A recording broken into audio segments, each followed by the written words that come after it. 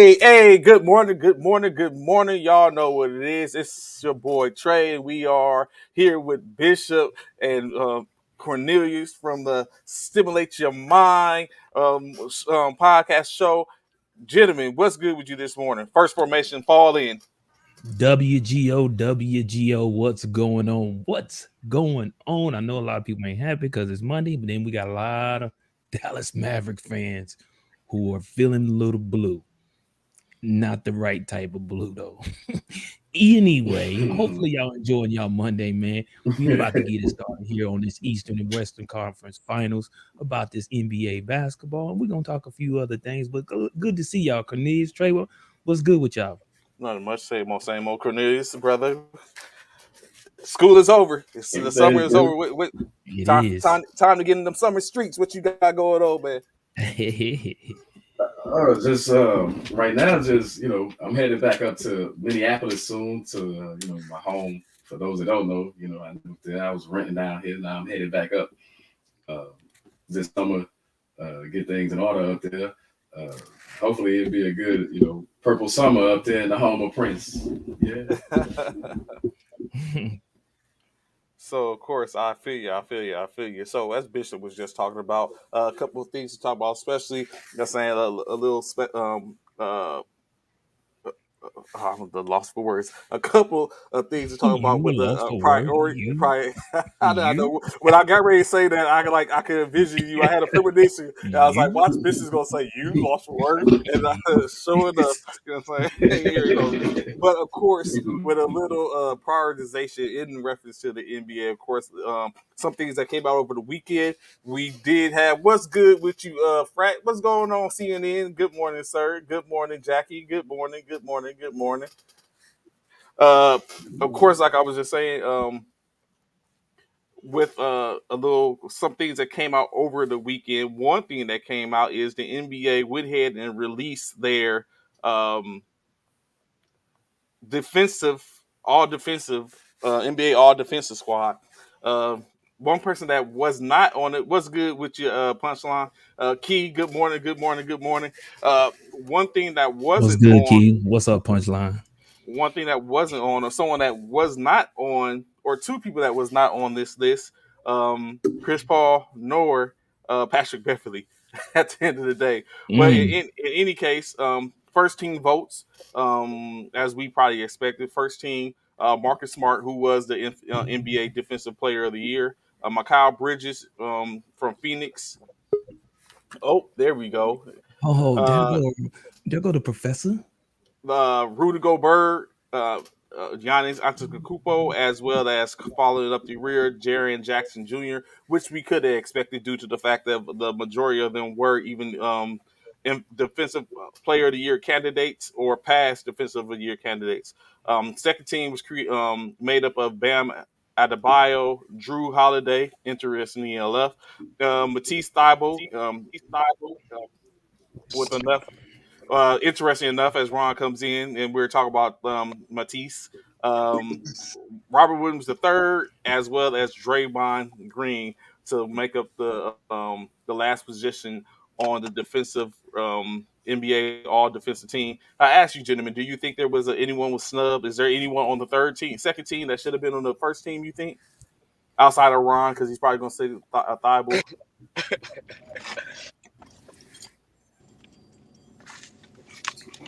I think they're right on ones.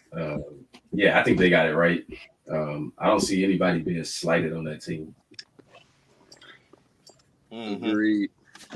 Oh, okay. So, of course, other people, when you look at the couple of other people who got interesting enough first place votes, but didn't cut the mustard, Fred Van Fleet, Javante Murray.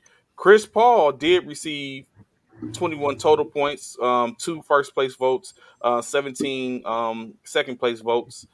Uh, Alex Caruso,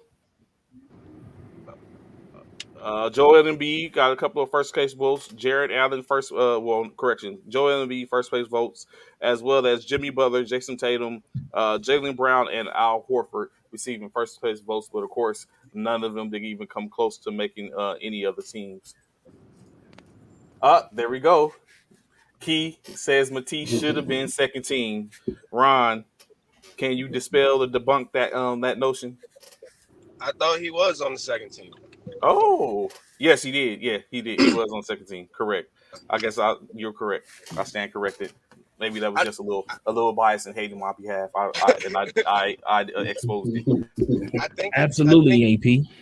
think is where he should be at. It's probably He says, "Okay, Ron, I'm listening." You say it's no. I said I think he's where he should be at. mm, Didn't bring it in the playoffs, but he had a great season. what was he rookie? Was it his rookie season? No, this is his third. Second, third year. Okay, okay. Okay, second team. Additionally, Dallas, although they're not making much noise as far as the playoffs as players, well, at least the whole team isn't. They are as a team, they are making a lot of noise as doling out them fines as they were assessed the third fine for this playoff for the as many in 2 weeks as they were fined $100,000 for the same issue. They are habitual line steppers when it comes to team bench decorum. As the Cowboy, I mean, correction, the Mavericks was fined $100,000 for game two's bench decorum, as it was stated that the players and coaches stand up for extended periods and come out to the floor, in which they were hit with another $100,000 fine.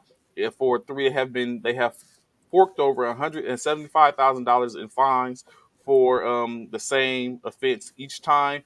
The offense that happens, it is issued at two times as the last offense. So if they do it again, they're gonna be hit with 200,000. Gentlemen, what do you think when it comes down to this fee, this fine? You think Mark Cuban is the type of owner who be like, you know what, keep doing what y'all doing. We'll worry about the fines later. Yeah, we can afford it. What does that mean? Oh, anyone, yeah. So Ron said they could afford it. Mark Cuban, I could see that type of pettiness, that level of pettiness for him.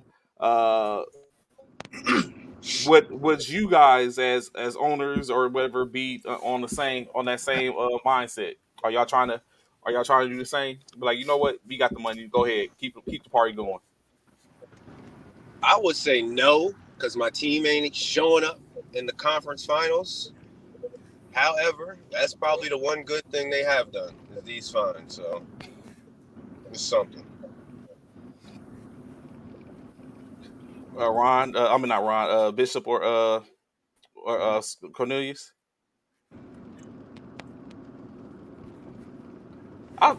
Bishop. I thought you would have been one of the first ones to be like, It's you know what? No, it's with irrelevant.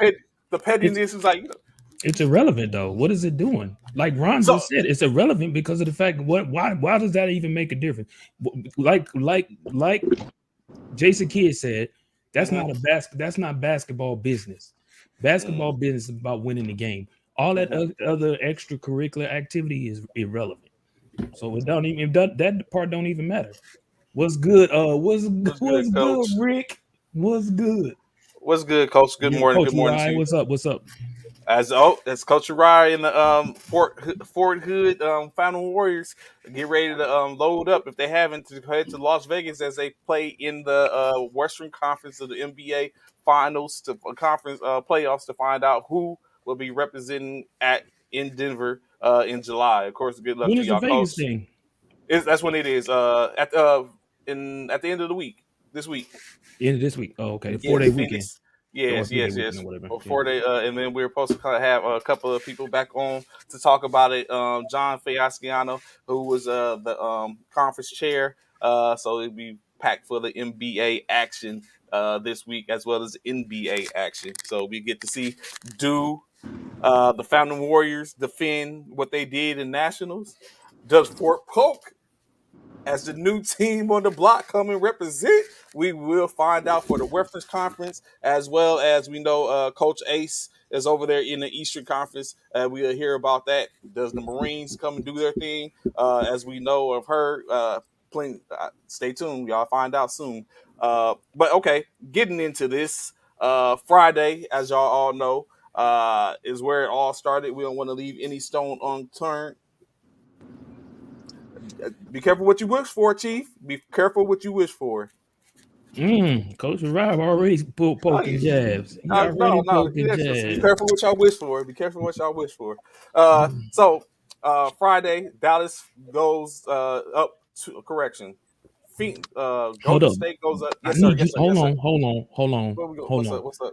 I don't know what Cornelius, Ron. I don't. Did this dude just accidentally say Dallas go up? Dallas ain't went up to nothing. Dallas went up. They went to the Dallas gym. went up in gas prices. They went to the gym. They went to the Dallas went gym. up in gas prices, if anything, but Right. they nothing. They pulled up to the gym at minimum. At That's least. He just said it. They went up in fines. that part. He just said they went up in fines. Nothing. So we can get But directly. you was about to say, go ahead. My fault, Yes, sir. I stand corrected. Golden State went Thank up you. 2-0 on a 126-17 win, getting their On 200th playoff win in the same on Friday. Now in the same talks as the Los Angeles Lakers, Boston Celtics, San Antonio Spurs, and Philadelphia 76ers with the 200 win. What's good, Rodney? What's good, sir? Good morning. Good morning to you. We ain't see Rodney J in a minute. Mm-hmm. Of course, in that game, Luka 42 points, 52% shooting from the field, 5 rebounds, 3 assists, 8 assists, 5 rebounds, 3 steals. Looney with the career high, 21 points, 21 with 12 rebounds in his double efforts. As we know, Steph dropped 32 points. Golden State did dispatch the team by making a comeback, 43 points in the fourth quarter. Jalen Brunson went off in that game too. Now he did. He dropped 31. So, okay, that's a good point. So I come to that, 31. Ron Cornelius. Can we ask if Luka is okay? Ron Cornelius and Bishop, what do you think now? Because how I see it, the teams are for the most part matched to a degree, but it's those one-offs that are causing a problem for them. Like you can't corral everybody. As we stated, we most likely was perceived that they was going to let Luka get his serve on, and which he's been doing. Hold on, though, Trey. Yes, sir. Yes, sir. I know Cornelius wasn't on here when we first talked about these series, this Western and Eastern Conference Finals series. But if I'm not mistaken, I could have swore the professor was on here and he picked Dallas to win this series. I mean, correct me if I'm wrong, Trey, because I could have swore that the professor was like, "Oh, y'all don't." You know someone else. You know someone else we can't. Luka don't get no problems. Luka. I almost can go back and remember me saying Luka can't do it by himself. So we just can't put Professor on that reel by himself. Coach Cal, I remember correctly, Coach Cal was standing on my desk instead of talking about Dallas. So you know what I'm saying? So let's hear from Ron. Okay, yes, he's here because he wasn't here Friday. So let's hear from Ron and them Luka and them Dallas Mavericks. It's still a chance. They say we're saying it's still a chance. They got to win 4 in a row, Trey. 4 in a row. Can they do it, Ron? Absolutely not. 4 in a row, bro. 4 in a row. Ron, let's hear what you got to say, Ron, because you was man, Luka. Y'all don't want to give Dallas no props. That y'all sleeping on Dallas. Okay, well, I guess they sleeping on themselves. Yeah. Once the Sixers went out, the Dallas Mavericks became my team. I went all in, and I have a lot of debts to pay. They did not. I don't know how they lost that game too. Okay, that game too. Yeah. They shouldn't have lost that one. You really right. That one that was a huge huge loss. It should be 2-1 Dallas right now. They dropped the ball. When they up by like 20 or 30 points at one point? In the third quarter. Yeah, yes, 26. sir. I think it was 24. Good morning, 26, Jones. something like that. Jones. Appreciate good you. Morning, good morning, Ms. Locking Jones. in with us. Luka started smiling too much. Hello, Ms. Jones. You're not playing Devin Booker and Chris Paul. This is Steph. Totally different team. I will say, if Luka is who we thought he was, he's doing exactly. But he's doing his part. I said that though, Trey. I said Luka's gonna get his. It's about everybody else. It's about Bronson. It's about Dinwiddie. It's about all the other cats, man. Finney-Smith, all of them. It's about them. Powell. It's about all of them. And if they can't step up consistently, now don't mind you. We know Dinwiddie dropped 26 last night, but he's not consistent. And that's their whole problem. Only person that's consistent for them is Luka. So we'll get to that in a second. In which Cornelius, you, Ron, I wanted y'all's your opinion on that as soon as we get to it.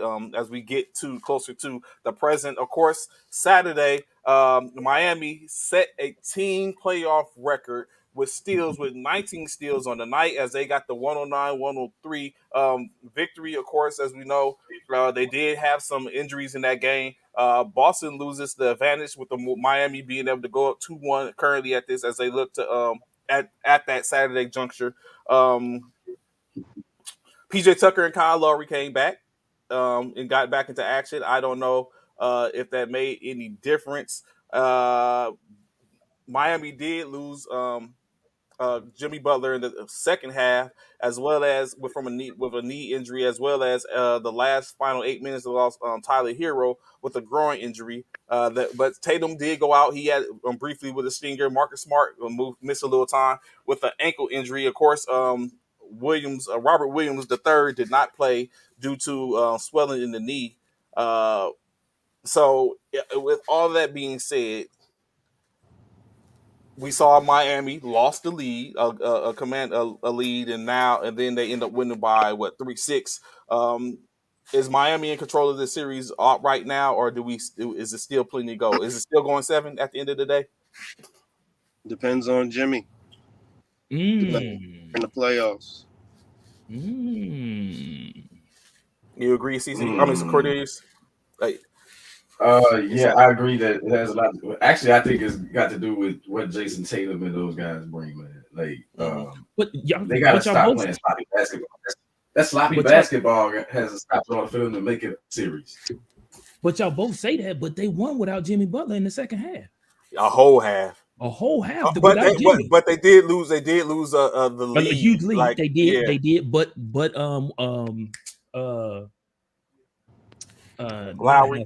No, whatchamacallit stepped up majorly. That's why. Struss, not Struss. Vincent. Come on, you missing him. Adebayo, Bam stepped up immensely in that second half when Butler went out. That's what got them that win. If Adebayo hadn't stepped up in that game, they probably would have lost. Why did Coach Kariah call Luka a hot fire hydrant? The worst. Because he's saying exactly what I've been saying all the time. I've been saying Luka can't play no defense. I've been saying that. Everybody's like, oh, we gonna figure it out. I think it was Ron, one of those people. Oh yeah, we ain't worried about it. They ain't gonna be able to stop Luka. If you can't play defensive ball, it's a problem. It's a problem. And then we're not gonna talk about the spotlight last night. When Wiggins put him on a poster. Oh, we gonna get to that. That's like, you know what? We'll get to that. Of course, coming back to it, coming up on it now, as we stated. Hold on, before we switch, what Coach Rion say about everybody got so much stuff to say today, boy. His occasional disappearance. Jason Tatum with the occasional disappearing act. I wouldn't call a disappearing act. Well, I guess so. I am disappointed in Jason. I have to say, Coach Uriah, I'm right. I am disappointed in Jason. He's definitely not playing the ball in which I expected him to play. He is. Good morning, Insight. I do. Good morning, Lestan. I do believe he is missing. CC, Ron, Professor. What do y'all think? What do y'all think about Jason Tatum's play during this series so far, even though it's only 3 games in? I wonder, the question is what we thought he was? Is that who he is, or is it too soon? Is it too soon? Don't do that, Trey. Soon? Don't do that, Trey. It's just a question. Don't do that. Don't put him in. I just said it.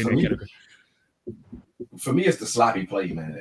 It's turning the ball over. I mean, trying to dribble between 2-3 people and stuff, man. Pass the ball. Like, the ball moves quicker than people move out there. And it's like, man, set yourself up for better shots. It's like a lot of times they stand around watching each other instead of getting in position. It seems like when Smart's running things, it goes a little bit smoother, but not totally. It's like when you put the ball in Jason Tatum's hand, they ganging up on him, and he doesn't know how to react to it, still trying to dribble through him. It's like, hey, you're not that great with the rock like that, so pass it.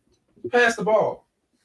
And I just like to put a disclaimer out there, Cornelius, Annie, and Crystal. I am not saying that Boston is not capable. We're just talking about in the present what's going on. I don't want to be Will Smith smacked when the next time I see y'all for talking about Boston. Just put it out there and make sure. Ryan, Professor, what do you think about Jason Tatum's play? Look, this dude is so hurt right now because of the man, bro. He can't even talk. No, He's sick right now, bro. He is sick. I mean, but we have to. Do we need a moment? Just a moment, Ron? I know we need Philly's going. Philly went down. Dallas ain't doing what he expected. Ain't doing well. Ron, your Rams won the Super Bowl, Ron. Your Rams won the Super Bowl. Stay on that high. Let's stay on that high. Let's stay in NBA. Golly, I swear, all my life I got to fight. Goodness, they ain't got nothing to do with this. What we were talking about. How the hell did the Rams get into the Dallas Mavericks winning and Philadelphia losing? I'm just trying to get him out this funk, bro.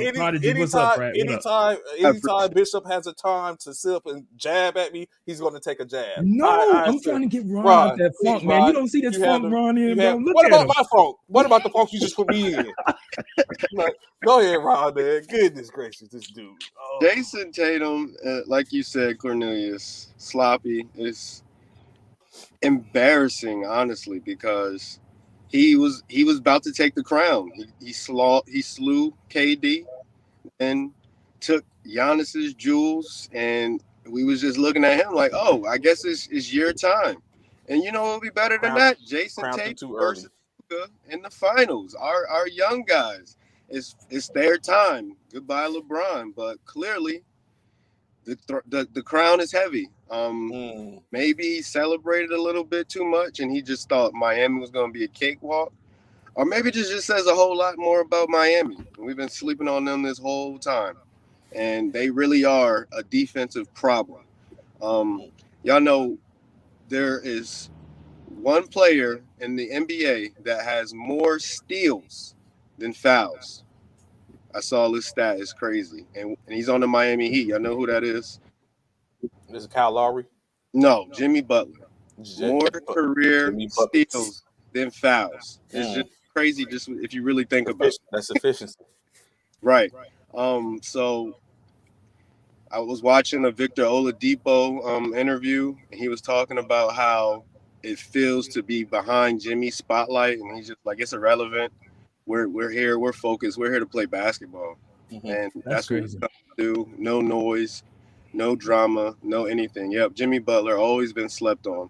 Something else something else, Bishop, Cornelius, that I feel is being slept on.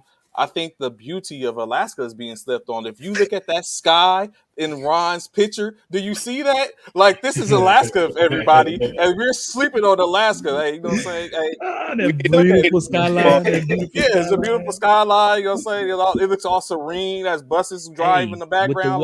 The way Professor is feeling, he need that beautiful skyline, man. He need that right now. He need that in his life, bro. Just gonna have to go and sit out at the sky today. Yeah. It was, saying the Lord, the Lord makes no mistakes. The Lord makes no mistakes. As hard as these playoffs been, as long as the Celtics get sent home, I will be happy. Miami. I agree, Ron. So that's what you're going with. That's what I'm on with you on. Not the Celtics need to go home. Not the Celtics need to go home, and that preserves the tie that they have with the Lakers for the most championships. So yes, it's a biased reason why I want the Celtics to go home. It's gonna be the Warriors in the Celtics, but the Warriors gonna come out on top with the win. So that'll work for me too, but I don't see Boston coming back. It's only 2-1. It sounds like you got Celtics in 7. Yeah, it's going 7. I've been said that. I said Celtics and Miami was going 7 from the get-go. Second that though.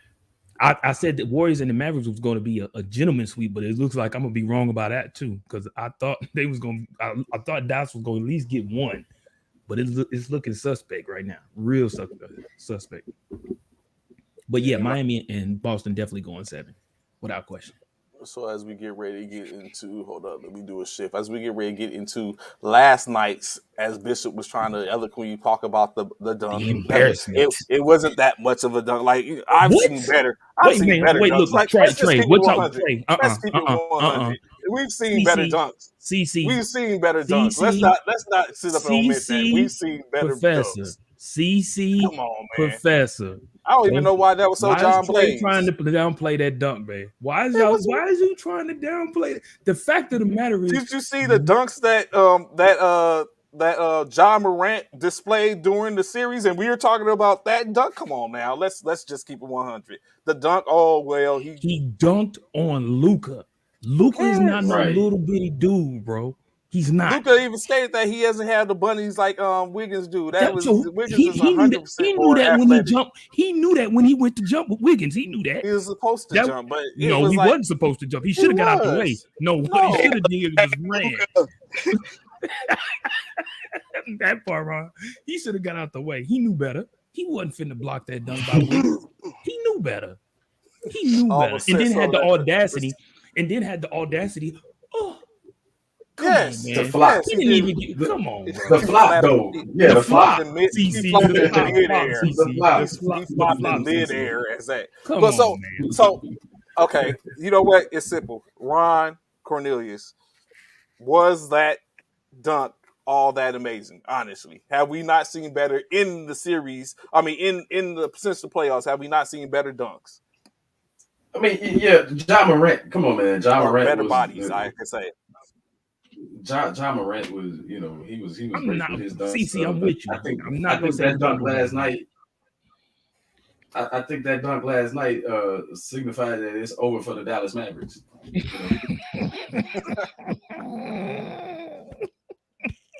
That's all. Like Ron just said. All he needed was a Vince Carter. Oh shoot! So of course, go ahead. What'd you say, Cornelius? No, I said I think that dunk show last night. Wiggins was saying it's over. It's over. And that flop showed that Luka didn't want it. He didn't want it anyway. That part. Last night, as we stated, as we know, game 3 came up with the Golden State Warriors in Dallas, and Golden State gets the win 109-100, giving them the 3-0 lead, like like a rap battle, URL rap battle 3-0. Andrew Wiggins, 27 points, 11 rebounds, 3 assists, 31 points, 5 rebounds, 11 assists from Steph Curry, 10 points from Jordan Poole, 19 points, 7 rebounds, 3 assists from Klay Thompson. Kevin Looney did not follow up with 21 and 12, but he did follow up with 9 and 12 with 4 rebounds to go along with that. Otto Porter Jr., 2 points, 1 rebound, 7 in 7 minutes of play as he left with a foot injury. The Mavericks, 42 minutes of play for Dorian Finney-Smith, 9 points, 4 rebounds, 3 assists. As Bishop was saying, that's not going to get it done. However, Spencer Dinwiddie and Jalen Brunson did score 20 points apiece, 26 for Dinwiddie with 2 rebounds, 1 assist, 5 rebounds and 3 assists from Brunson. Luka with a double-double effort, 40 points, 11 rebounds. However, 3 assists, which goes to show that the ball wasn't shared that much, or when it got shared, there wasn't a conversion. Dwight Powell, 3 rebounds, 2 assists, no points, 4 rebounds, 4 assists from Reggie Bullock, Franklin Talinka, 4 minutes of play, no points. Davis Beltran, 2 points, 1 rebound, 1 assist. Maxi Kleber, no points, 5 rebounds, 2 assists in 25 minutes of play. So it's obvious where all the production comes from, and it kind of, when you look at it, as I was stating, I think I started talking about it at the beginning of this series, is the production is coming from where it's supposed to.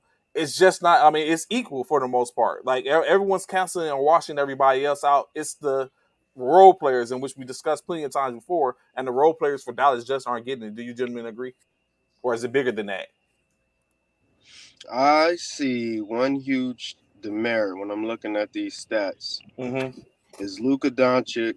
Oh yeah, every stat category. Mm-hmm. But when we get to offensive, defensive, plus minus, he's the worst. He's at minus 19, which is an indictment on that defense.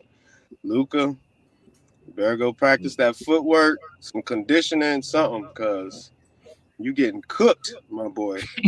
By everybody, everyone taking everybody giving him that business. Everybody. It happened Right. in the game, the series before that. That's the thing. That's his Achilles heel.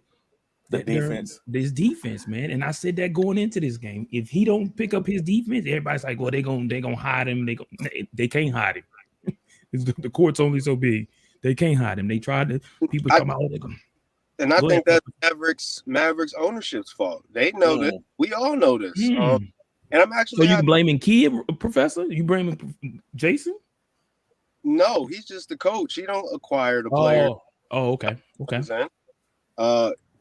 I'm happy this happened because they're going to be able to look at their roster and like, okay, Luka does not need no help offensively. We need to surround him with defensive prowess, with defensive players, like what the Sixers did with AI. They went out and got him a Tumbo. Let's go get you somebody that you ain't gonna have to worry about the paint, the defense, no anything. Go get Dallas, a big man who can solidify the paint and hold it down, or go get that man another star. Luka and Donovan Mitchell. Ron, I'm here for that. Ron, they had that. They traded him away. Porzingis. Don't you say no Porzingis. No. They had that. So Cornelius, I asked you this. Big man. Cornelius, I asked you this. With the what do you think about, like, we all know Luka's defensive problem isn't where it's at. What do you think about the fact that he holds the ball? Is there anything, is that a potential problem as well? Or do you think that as long as he's converting, that's fine for the most part?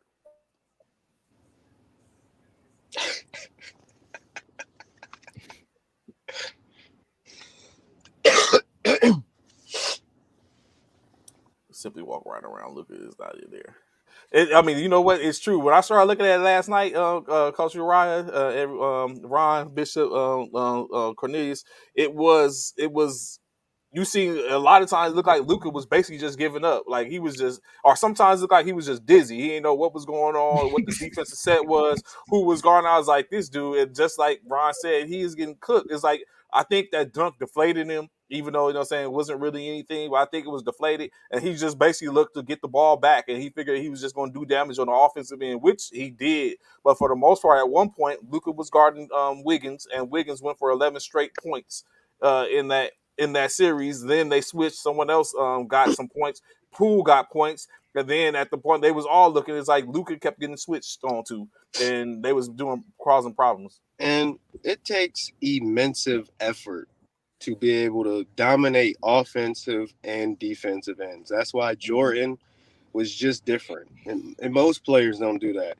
It takes so much effort to go and grab the defensive rebound, dribble past the press, take it all the way up to the court, work the offense, score, control the whole offense, make sure everything happens, especially this comment price. When we're talking about some of the greatest players, all these players, what do they have in common? They're dudes that go get the defensive rebound, bring the ball all the way up, set the offense up, and get the buckets, and go to the foul line.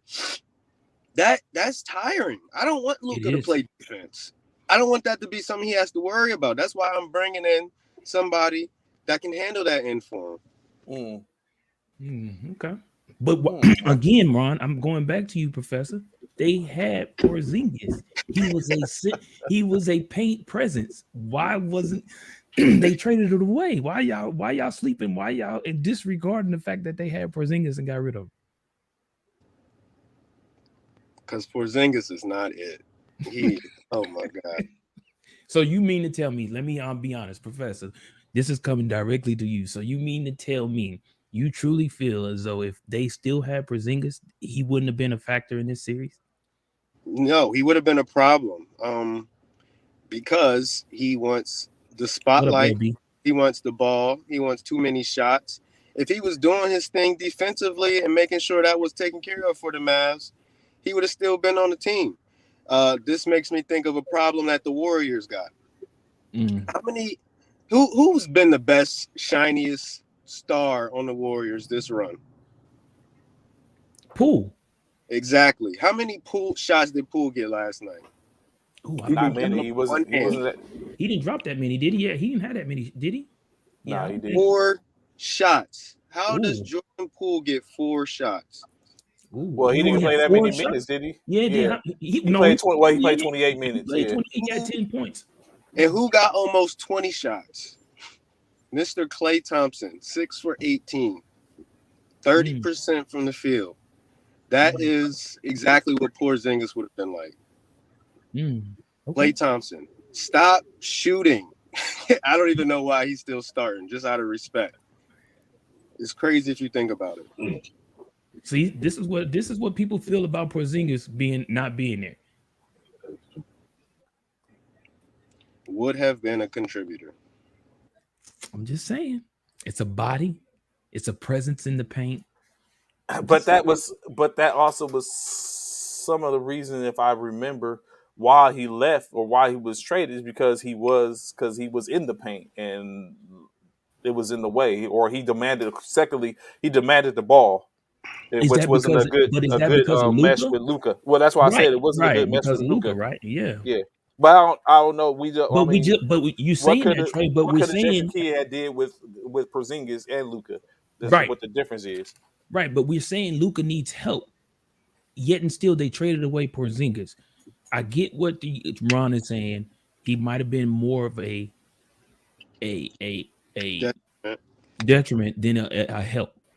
However, who's to say that would have been actually the case in the playoffs? We understand how he did during the regular season, but could he possibly have been a key element in this playoff, especially deep in the playoffs, because we've seen Dallas battle throughout the entire playoffs. They struggled the entire playoffs. And yet and still, don't you think something down the line, like at this point, Porzingis could have probably been a key factor in some way, Right. form, or fashion? Man, I get what you're saying, but let's compare it to like a work environment. You got this one employee who just makes the job horrible for everybody else. You can't really tell, but then he gets shipped out to another unit or something. And then all of a sudden, all the morale goes up. Everybody's happy. Everybody's coming in, killing it.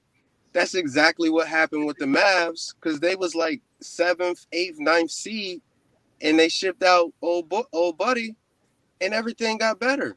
Life got livable. they was able to work at the office. I think it points to the problem that was right there, the elephant in the room. And once he got about the paint, life changed for everybody. So, despite you saying he would have been a presence, I feel like he would have been taken away more. But he definitely wouldn't have been in the finals. But then you look at this right here, CC and Professor, what Coach Uriah is saying. So let's talk about the Mavericks game plan. It was literally go shoot the Warriors, outshoot the Warriors, which we know they can't do. The post presence, nobody penetrating to the best. They set at the 3-point line and died there. So this means if Porzingis possibly was there, those missed shots may have gave them an opportunity at second chance 3-point shots, because now he's in the paint, has the possibility of rebounding the ball and being able to get the ball back out to the perimeter, or maybe even make up shots, rebounds into points. I'm just saying, Coach Ryan's got a good point. But the truth is, Porzingis was never in the paint like that. Okay. Yeah, when he was in the paint like that. When he played for the Mavericks. He was on the perimeter a lot. Okay, I feel you on that. And he's soft. Just come out and say it, Ron. Just come out and say it. Just tell us how you really feel. Just go ahead and tell us how you really feel. I'm still trying to grasp the fact that you arguing for Porzingis. He would have been alive. He ain't about that life. That's why New York got rid of him. I had said that a good fit for Luka probably would have been like if AD was healthy, a player like an AD that stays healthy or something. A real post presence that could dominate at times, just take over the game themselves at times. That's what Dwight Howard to look to do. Find somebody like that, Right. Get him one of them, which they're readily available. Somebody maybe like a Andre Drummond will be available. And get him another creator, somebody that can run and set up offense outside of him. Donovan Mitchell. And Rudy Gobert might be available. Rudy, go ahead down the That would be a good look. Rudy Gobert would be a good look. as we discussed briefly, we do realize that, of course, one, like you said, getting him someone to help him, as well as him getting better defensively, will sit up and put him on in the next stratosphere. We believe because he has everything else. Is like we said, just defensively, it's not there, Luka, and now everyone knows. And this is just the playoffs. Just wait till the season starts back, and we gotta wait and see.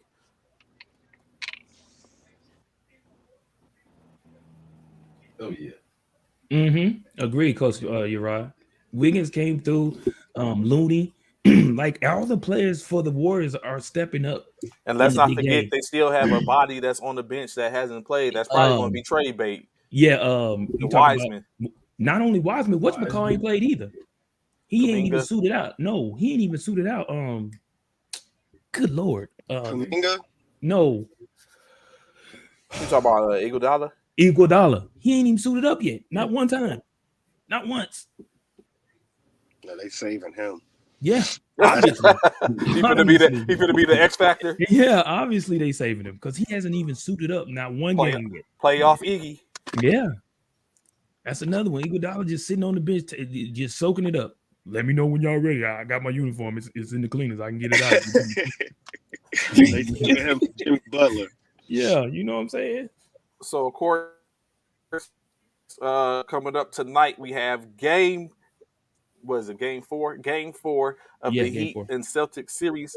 Of course, if we want to take in consideration before we really get into it, several of the players will basically be out for the Heat. Oh, well, correction, are listed on their injury report. Kyle Lowry still with a hamstring injury. Hero with a groin injury. Max Struss with a hamstring injury. Gabe Vincent hamstring. PJ Tucker knee.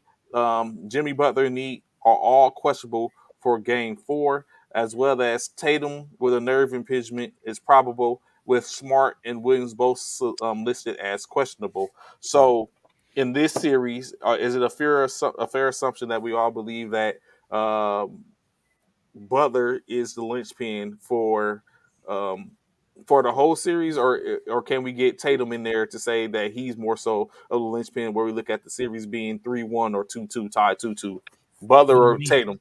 What do you mean linchpin? What do you mean by that? They're going to be the reason. They're going to be the reason for making it all happen. No, Whether they're it's not. who's more valuable.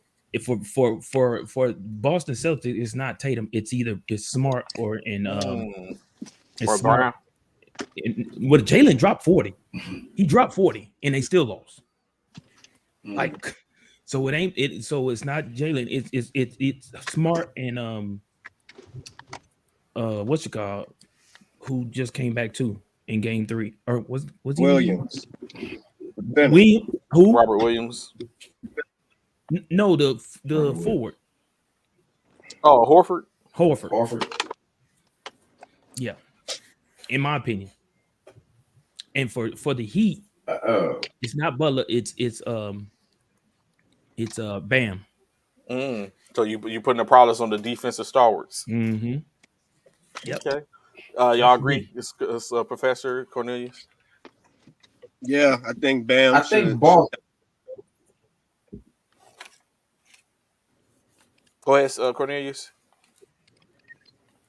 I was listening to Ron. Go ahead, Ron. Boston. It sounds like everybody is injured. It does, yes. And I feel like the person that's going to have the biggest opportunity is Bam, because the Celtics is missing their center, Patrick Williams. If he's not 100%, Bam, you got to go at them. We won a 40-point game tonight. There's no reason why you shouldn't. All you got to deal with is Al Horford's injured and Patrick Williams is injured. You got the green light, sir. Go light him up, especially while Jimmy getting himself right, because it doesn't sound like he's going to play. But I feel like the Heat are deep.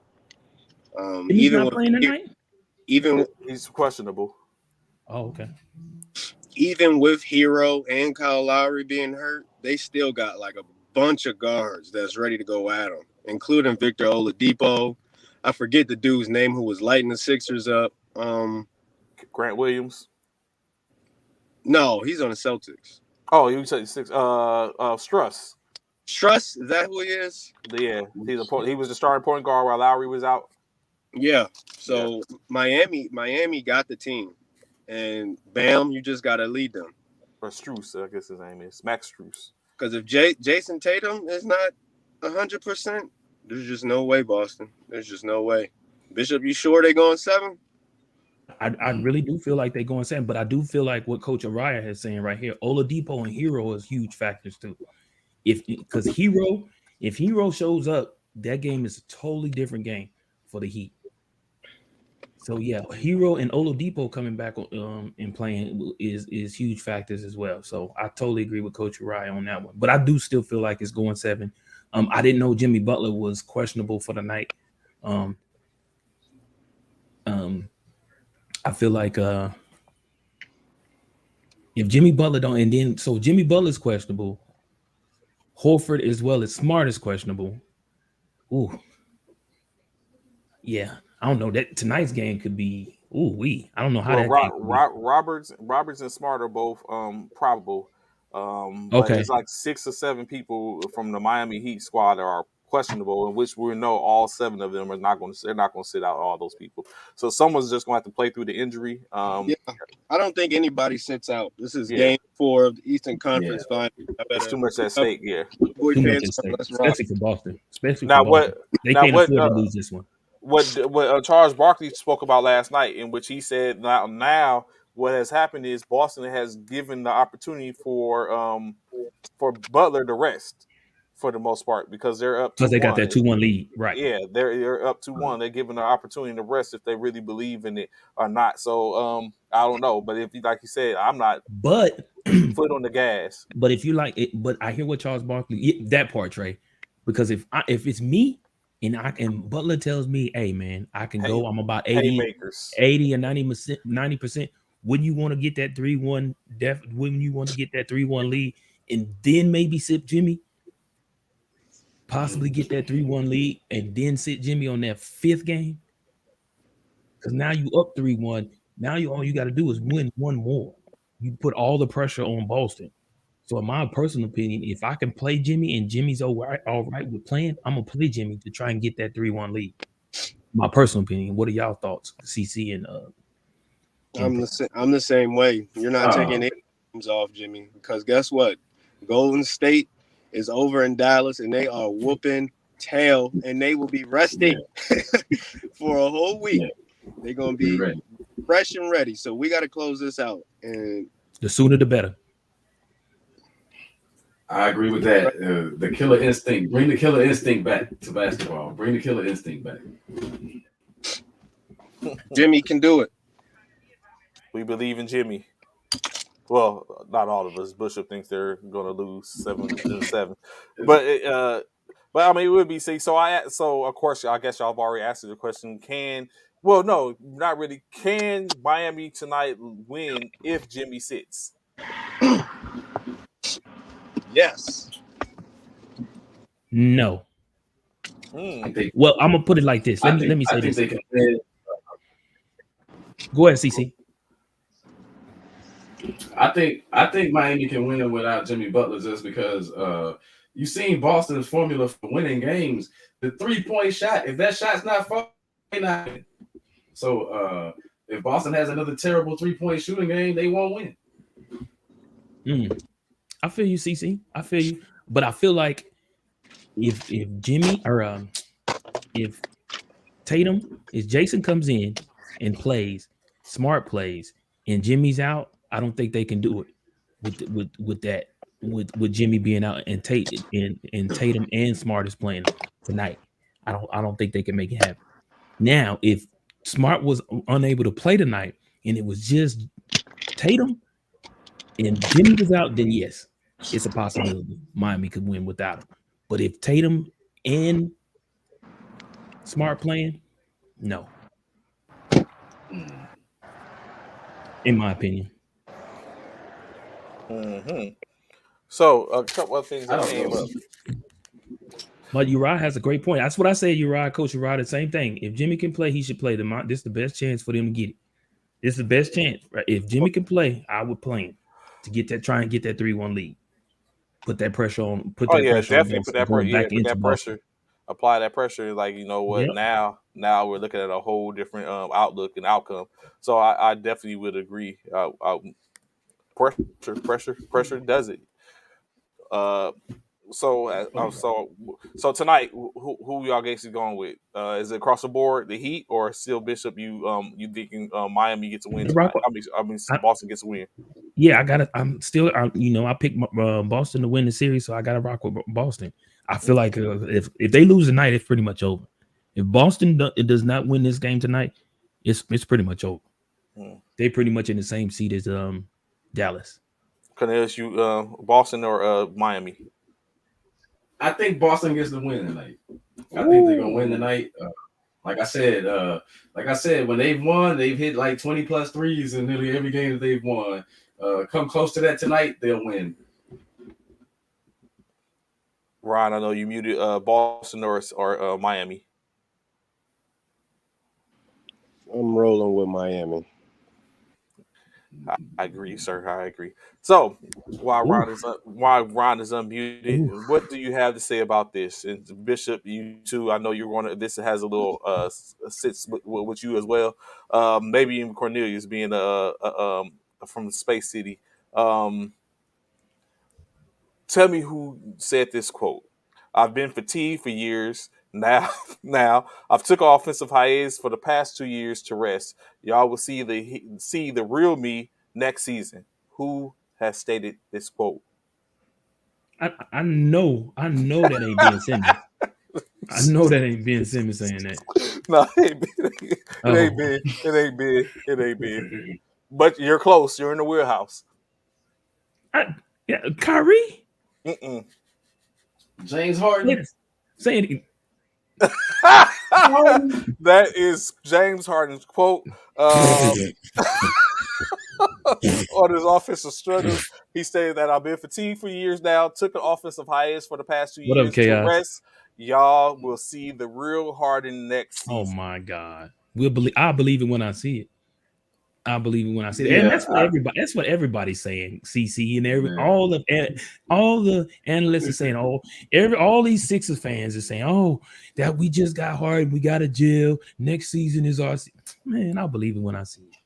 Man, is he gonna work himself into basketball shape? Come in ready, man. Like, James Harden, to me, man, I gave up on James Harden. Because it just seems like he wants to talk more than play, man. He wants to be a show on the side more than play right now.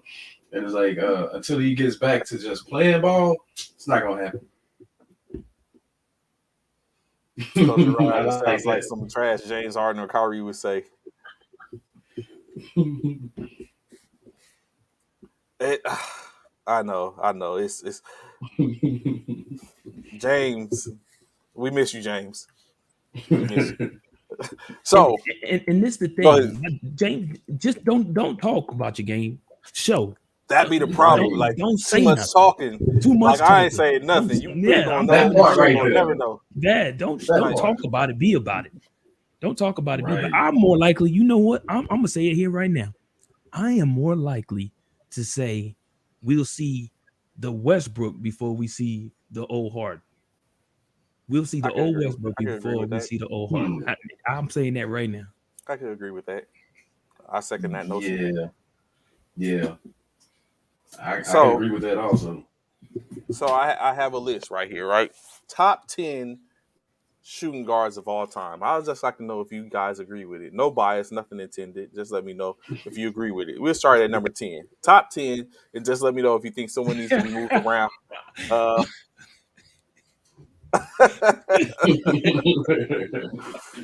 Andre, you wrong for that, bro. You wrong for that. You wrong with that punchline. Wow. You was wrong for that punchline. You wrong.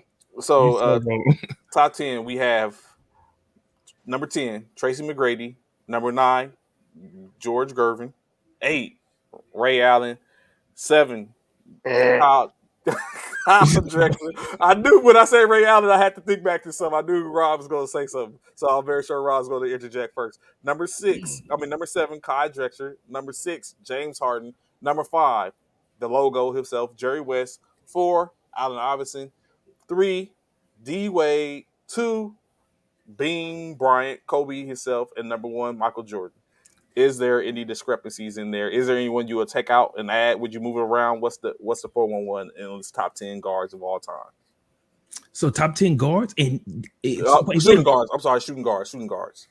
Oh, okay, because I was gonna say top 10 guards with no Magic Johnson on it. What are we talking about? Shooting guards. Are we sure T-Mac should be on that list? I was thinking that too. So I'm thinking that too. And then why Wade ain't on there? Wade is on there. He's number 3. No, wait. Oh, you did say Wade on there? Mm-hmm. Okay. Number 8 is Ray Allen. Number 9 is George Gervin, the Iceman. We definitely moving Ray Allen and Clyde. But first of all, and Curry, hold on. Steph is a point guard. He's a point guard. Oh. Now, but you said shooting guard. Still, yeah.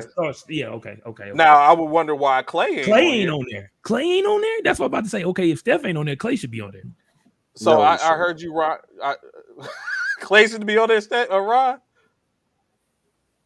Clay shouldn't be on there. The 3-point, the most 3-pointers in the game record holder shouldn't be on there. Really? No. Who you to put Clay in that top 10? Yeah, that's a good question. So, how do you hold on, Ron? Hold on, Ron, CC, Trey. Y'all mean to tell me who the person who holds the most threes in a game, holds the record, should not be on the list? That's a good question right here. On the list before him.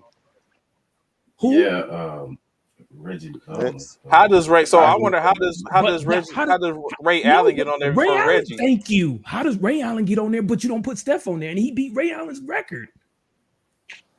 I mean, so come on, man. So still, Steph is a point guard, so that would be one reason. No, not Steph. I mean Clay. Clay. So, and then Clay. How do you put Ray Allen on there and you don't have Steph on there? Clay. I keep saying Steph. Clay on there.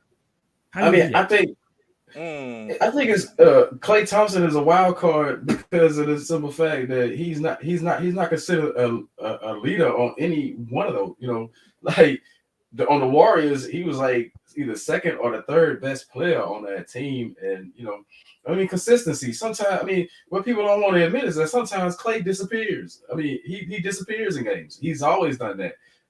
Have a hot shooting game, light you up, and then you don't see him a game or two.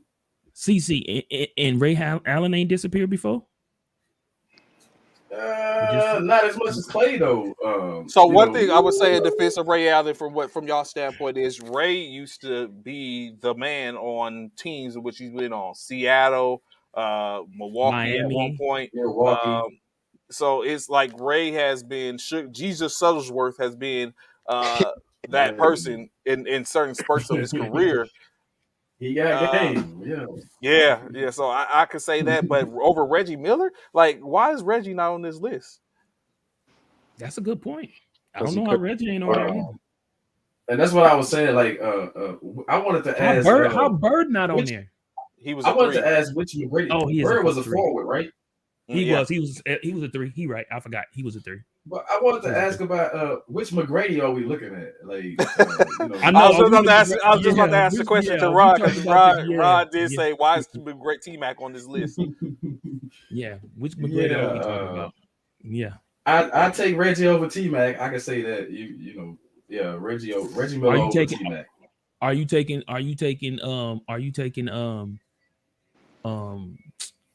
whatchamacall over T-Mac? Ray Allen? Ray Allen, and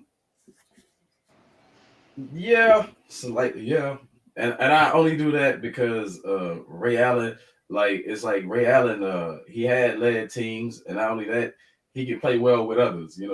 I'm trying to figure out why the disrespect for the Iceman, like the OG.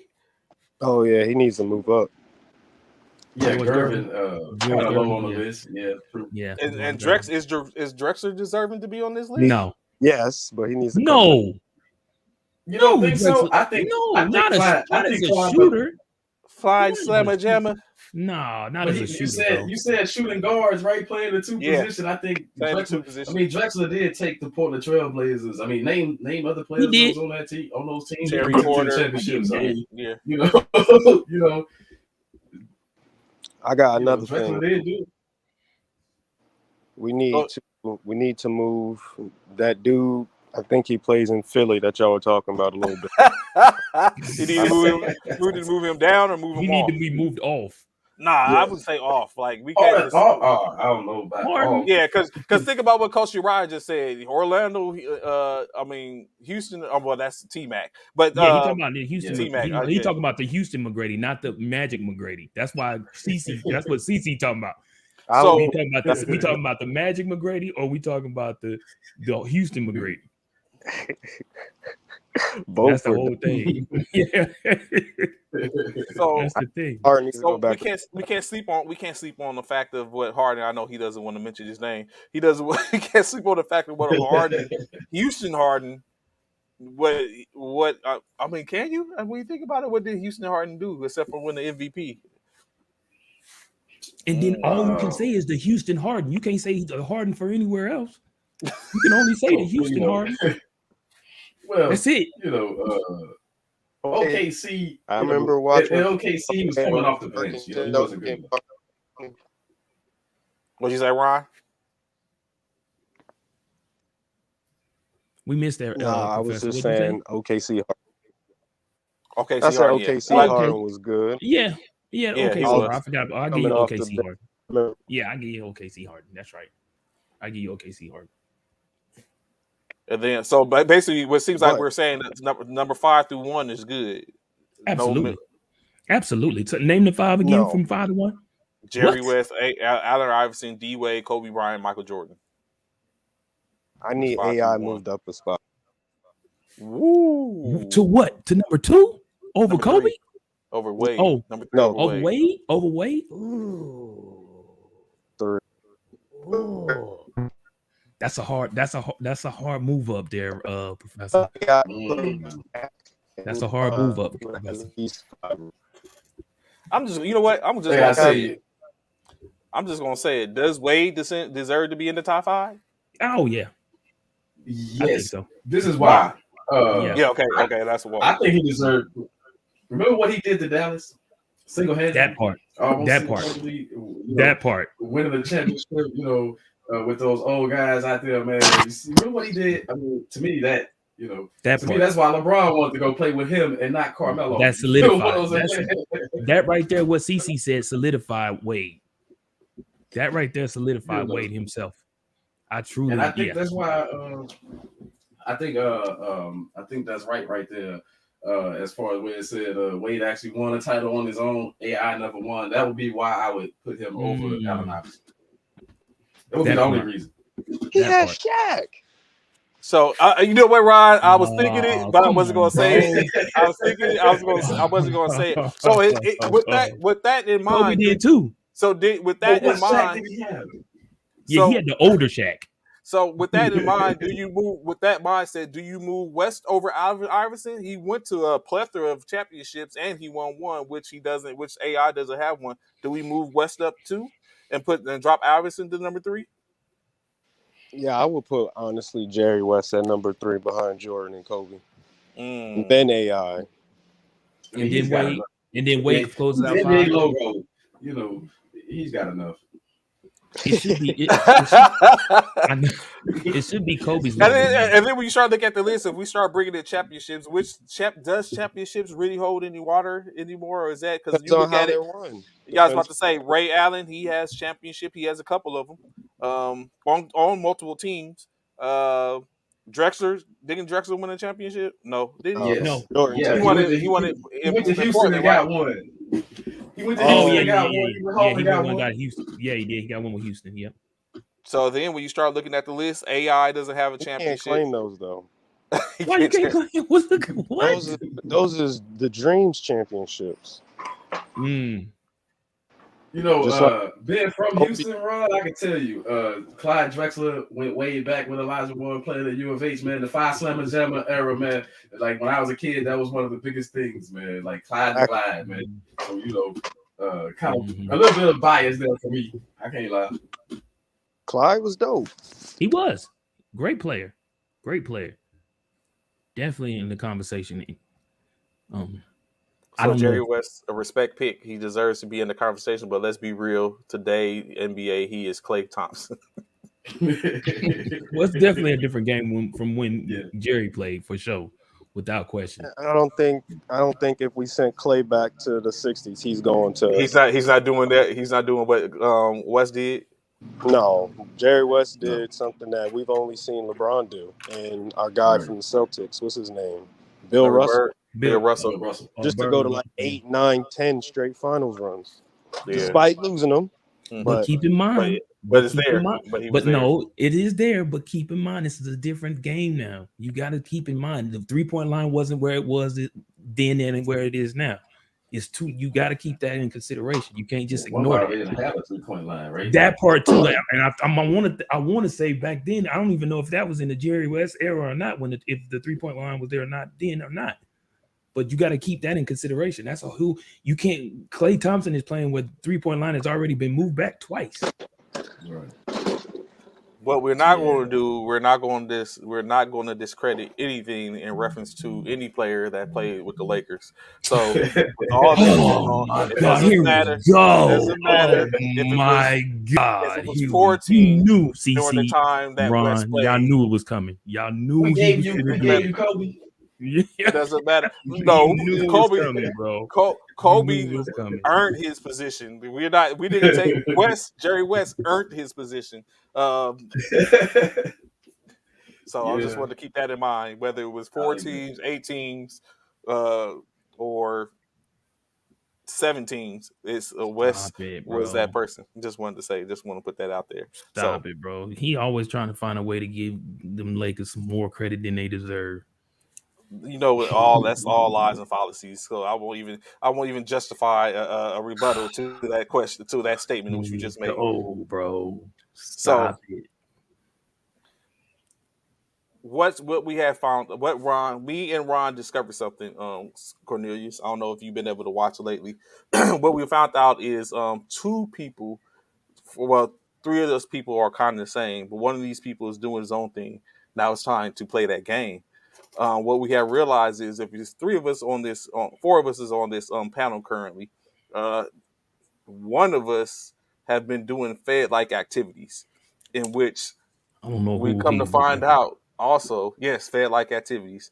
We set up certain things, set up and say. So I would say to these, I would give a disclaimer: do not say anything that will discredit or incriminate you, because somehow, some way, it will get back, and then next you know, we'll be wondering why Cornelius isn't on the call on with us anymore, and it's because something that happened just because you said it. And next you know, it up jumps. So we were sit up and talking, and it's a person in the comments as well that I think might actually be his partner. So we was having a conversation, and we was discussing. A question came up in reference to Deshaun Watson, in which, just to say, the reason I'm saying this because Deshaun Watson has been asked to be re-interviewed again by the NFL. So it came up. It was earlier in the months. It was said that Deshaun most likely is not going to face anything in reference to the policy of the code of conduct policy from the NFL. So out the blue, one day, out of nowhere, a particular person, we'll just call him Anthony Price, a particular person got on the call and said, "Hey, is Deshaun Watson going to get in trouble?" And so we sit up there, saying, Bitch is like, it's probably coming. And so I'm thinking to myself, like, no, the NFL already said that he's probably not going to face anything. The very next day, Cornelius, Ron, the very next day, it had been put out that the NFL was going to interview Deshaun Watson in reference to Don't laugh at that, the code of conduct for his situation. His stuff is going on. So I'm thinking to myself, like, yo, what, what I'm saying? So when you start to look at things, you got to put things together. You got to stay woke. Y'all have to stay woke. So when you start looking at it, Bishop talked about Drew Brees not coming back. Now all of a sudden we don't hear anything else about Drew Brees coming back. He talked about Tom Brady is not done. Out the rip. Think about it. When we was talking about Tom Brady, he was like, nah, Tom Brady ain't done. Only person across many lands stood up and said Tom Brady ain't done. Yes, so standing yes, kind of fishy. So all that, and then next you know, Tom Brady's back. Thank you, And then, Freddie. and Thank you, then, Freddie. Yeah, thank you, Freddie. and then Deshaun Watson. And now, so I asked Bishop, so what's going on? What happened? I don't know why he keeps why y'all interviewing him I don't again? know why this guy keeps thinking that I'm the feds and I got the inside scoop. I have no idea. What I'm telling you is you can pretty much see how things are going to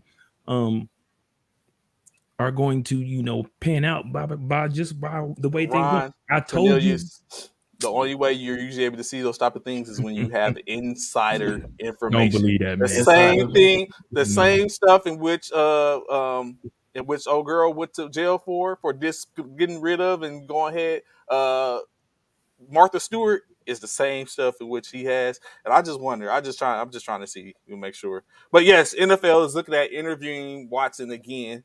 So I asked this question: do y'all think that we're gonna see Watson's debut late in the season now that as it comes forth? Since it's just how things are going, as Bishop just stated. So Bishop, I ask you, Agent Davis, do y'all? I mean, is there a chance that Deshaun plays at the beginning of the season, or is he going to Freddie, be 6 don't games? amp this dude up, man. Don't amp this dude Who up. are your sources? Don't amp this dude up. Oh yeah, yes, Gerard, I'm sorry. That's how we do it, Ryan. This Bishop, off who are the your record sources? or on- Yes. I don't have a This source. off the record? I do not have a Because source. and then see, Cornelius, when we asked him, "Hey, are you a Fed?" I asked him directly, "Are you a Fed?" You know what happened? All of a sudden, he had to get off the air. His computer's messing up, like all these things. Like, That is not true. That is not true. so, bro. who are your sources? I don't have a source. What do I do not have a source. sources say, bro? I do not have a source. I have no source. I have no idea what he is speaking of. I just felt I just felt deep down that's how I felt about those situations. League special agent, Yes. really. Because and then one day out the blue, Tailor-made, that's what we're out the going blue with. one day after he probably was like, "Hey, check your DM," just out the blue nowhere. It's like Fed talk. That's Fed talk. But okay, but yeah. So back. So do y'all think? Do we think that Deshaun Watson is going to start the season, or do you think he's going to end up facing some type of punishment for the violation of the NFL's policy for code for conduct?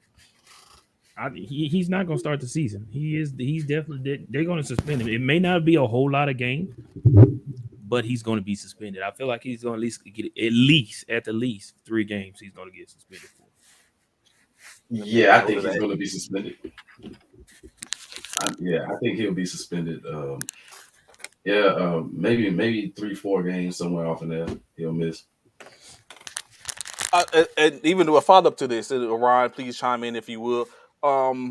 Say he does get suspended 3 to 6 games. Baker Mayfield is cooking 3-0, 6-0. Should Deshaun get his position?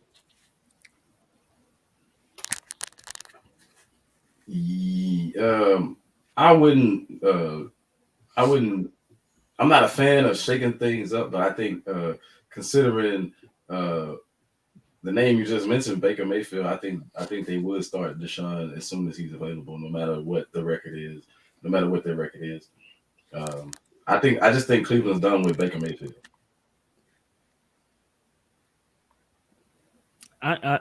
It's going to be hard. I mean, for one, you got when Deshaun does come back and he's able to play. Yeah, you got to play him because you didn't pay him all that money. There's no way you allow this man let him get all that money and he sits on your bench no matter how well Baker is playing. You have paid him. You have to let him play. There's no way. General manager, owner, they're going to be like, we didn't pay him to sit on the bench. We did not. I know Baker's doing what he's doing, but we got to put Deshaun in. So it's funny that you bring that up, and please, Rod, out the professor. If saying that, what do you value more? Like, yes, you paid Deshaun Watson to come to Cleveland and win. If he wasn't able to play due to his problems or issues in which he came to Cleveland with, and now you have someone that's making plays and winning games. does the money matter at that point? And we're not saying that Baker's going to be the um the the franchise's quarterback, but at this time he's hot right now. Do you Bishop as a coach or GM or owner, do you go ahead and be like, nah, we gonna go ahead and put our $230 million man in, or do you? Absolutely. Are you gonna just go ahead? Okay, Yeah, I'm putting him in. I have to, man. There's no way I can I can justify paying this man all this money. He's sitting on the bench. 6-0. I can't justify that. Okay, I still can't justify the payment because now Right. you got players who ain't making that much money, and they like, dang, you paid him all this money, but you ain't up my contract for, especially for those that didn't sign, Yeah. or even for Baker Mayfield in particular. Let's just say Baker's like, oh man, oh yeah, I'm still playing, but when it come time, I need to get a contract like he got because he's But- sitting on the bench, but we and all he's know. making more money than me, and he's sitting on the bench, and I'm putting up a 6-0 record for you right now.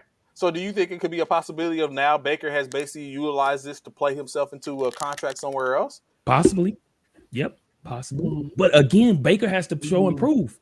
We talking hypothetically right now. Baker Correct, still has to correct. show and prove. He might not even be there by the time the Yeah. season begins. I think He'll for, be there. He'll be I don't there. think Baker. They ain't gonna I take don't that think chance. it's. I personally don't think it's anything that Baker can do to improve his situation with any organization right now. Once the players start speaking that they don't want you in the locker room, man, it's hard to overcome that. Regardless what management has to think about it, if the players don't want to play with you, then what are you going to do? You can't get rid of the whole team for one guy. So, I think Baker, his career is in trouble right now. As a starter, backup, yeah, he can go somewhere and back up. I think right now. But the problem with go that, CT, he don't want to be a backup. Baker's at a point in he feels like in his career he's still in a starter's position. He feels like he's still a starter, and that's probably going to be his downfall, is the fact that he feels like he can still start for all 32 teams if you let him tell it. Hey Bishop, how long did it take Cam Newton to get the message? Not long. And I was just about to Right. compare him to Cam Newton. I was just about to Right. compare him. Yeah, it didn't take long. And Baker definitely ain't on that level as Cam Newton. So Yeah. It's good. It's funny that you just say that. You just brought a question I'm finna ask you, but first let me get this one out the way. So what is it to? So do you not think that Baker if Deshaun ends up sitting out 3-6 games or whatever, 2 games, a game or whatever case like that, I don't think if that comes down soon enough, I don't think Baker gets moved during that time frame. I think Baker gets moved after that, or maybe not, because it's all like I continue to say, it's always about the business. Do you want to play Baker and risk him minimizing his value because he comes in and maybe goes 2-4, 1-5, 330, saying 500? Do you want to risk that when you talk about moving him, or do you want to go ahead and let him, hopefully thinking that, okay, maybe he's going to actually be some good, and maybe he can play himself into people wanting to get him? Because you got to think, at the end of the 6 games, most likely there's going to be teams that are going to be looking like, i.e., Seattle, since they're looking at starting Geno Smith. No, nothing against Geno Smith, but we've seen Geno Smith. So like Seattle putting their eggs in that back, they have Drew Lock, but if you have a Baker Mayfield who has been playing considerably well, do you go ahead and make a pool and be like, hey, we'll go ahead and take Baker's off your hands, or even Garoppolo at that point? Baker's value can't be worsened; it can only be improved. Okay. So he got to go I play. agree with that. I think it's a good thing that he's going to go play. mm-hmm. If Deshaun gets suspended for those 4 games or however many games, and if he gets suspended for 4 or however many, I say he's gonna get suspended for at least 4. But if he gets suspended for 4 more, was for your recommendation? no, I have no recommendation. I have no say so in that whatsoever. But he's good. He is good. If he gets suspended for 4 to 6 games, I feel like that is going to give Baker the opportunity to be able to come in, prove that he is, whether or not he is still a considerable starter in the NFL. 4 games is going to show whether or not he's deserving to either stay in Cleveland or be moved or shipped out to somewhere else, being that he knows Deshaun is coming back. So it's definitely going to be, it's a lot of pressure on Baker coming up. Like Stan said, we shall see. It's a lot of pressure on him because when it's all said and done, it's almost as though he's about to have his whole career on tryout once again. And he's already been in the league for a few years, and he's already going to start. It's like he's about to do a whole nother tryout, because we all know once Deshaun comes back, he's on the bench, and people going to be looking for him to go elsewhere.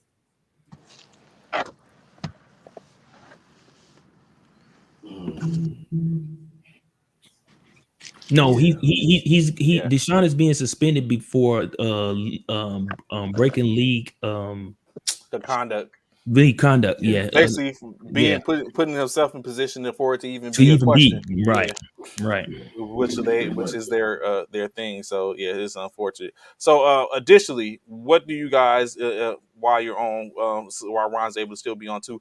Daniel Snyder, owner of the Washington Commanders, is in the hot water where he's now being looked at possibly.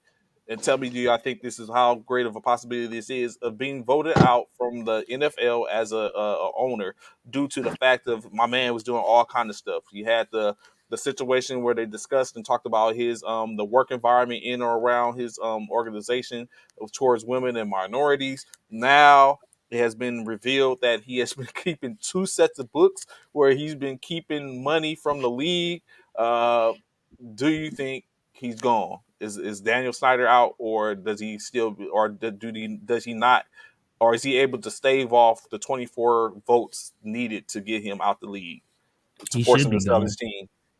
He should be gone. Yeah, he should be. I think I said that the last time I was with you guys, man. He should be gone.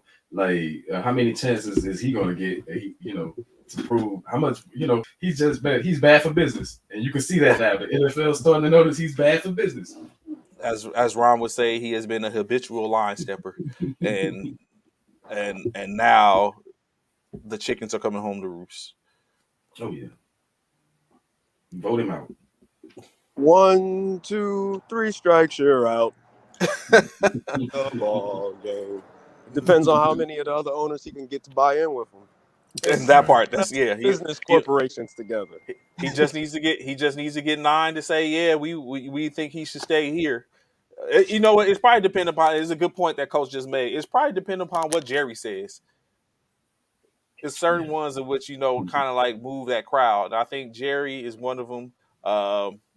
Coach, Kraft. Yeah, quite a few. Minnesota running back Dalvin Cook has been playing OTAs, has taken reps as wide receiver at OTAs. Is that a problem? Can we see Dalvin Cook lining up as a wide receiver and being a detriment to opposing defenses? That would be great for him and extend his career. Right. I agree with Ron that extension of career thing where running backs don't have a long shelf life, that might be a good move for him career-wise. Whether it's going to pan out or not, I don't know how good his hands are. I've seen him play, but I don't know how good his hands are. Let him play like Debo. Clowney has signed 1 year, $11 million to stay in Cleveland. Now he still continues to be there with Garrett. I think the rookie they picked up was actually a pretty good pickup for Cleveland. Is Cleveland slowly but surely creeping into the picture to be a problem? Ron, Cornelius, what y'all buying Cleveland being the issue this year? maybe a little bit regular season, not totally yet, because you still, the Watson thing is still going to be the hang up.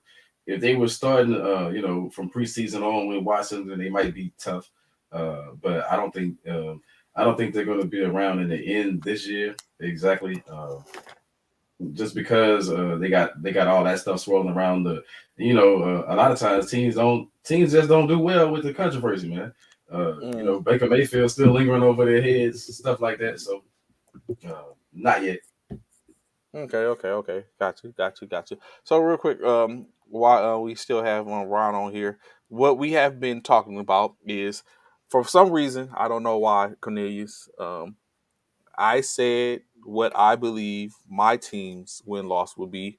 Ron stated his, or the two in which he follows the most. Bishop stated his. Somehow, some way, I was the one who was predicated to be wrong and out his rabbit mind and all these things. So we all know that you are a Dallas Cowboys fan, NFC East, in which I don't know. Do you think that Philadelphia is coming for the title? You think it's Philadelphia's title to lose at this point? The way that division been played is, no one team has won it twice in a row in a long time. I think as a Dallas fan, I would love it to be us.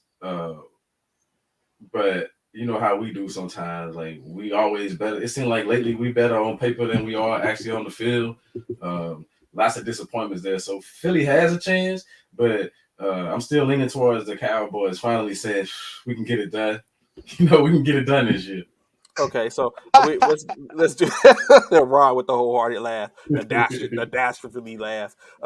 So let's go through your schedule. Just let me know. Mention your opponent, and just let me know if it's a win or loss.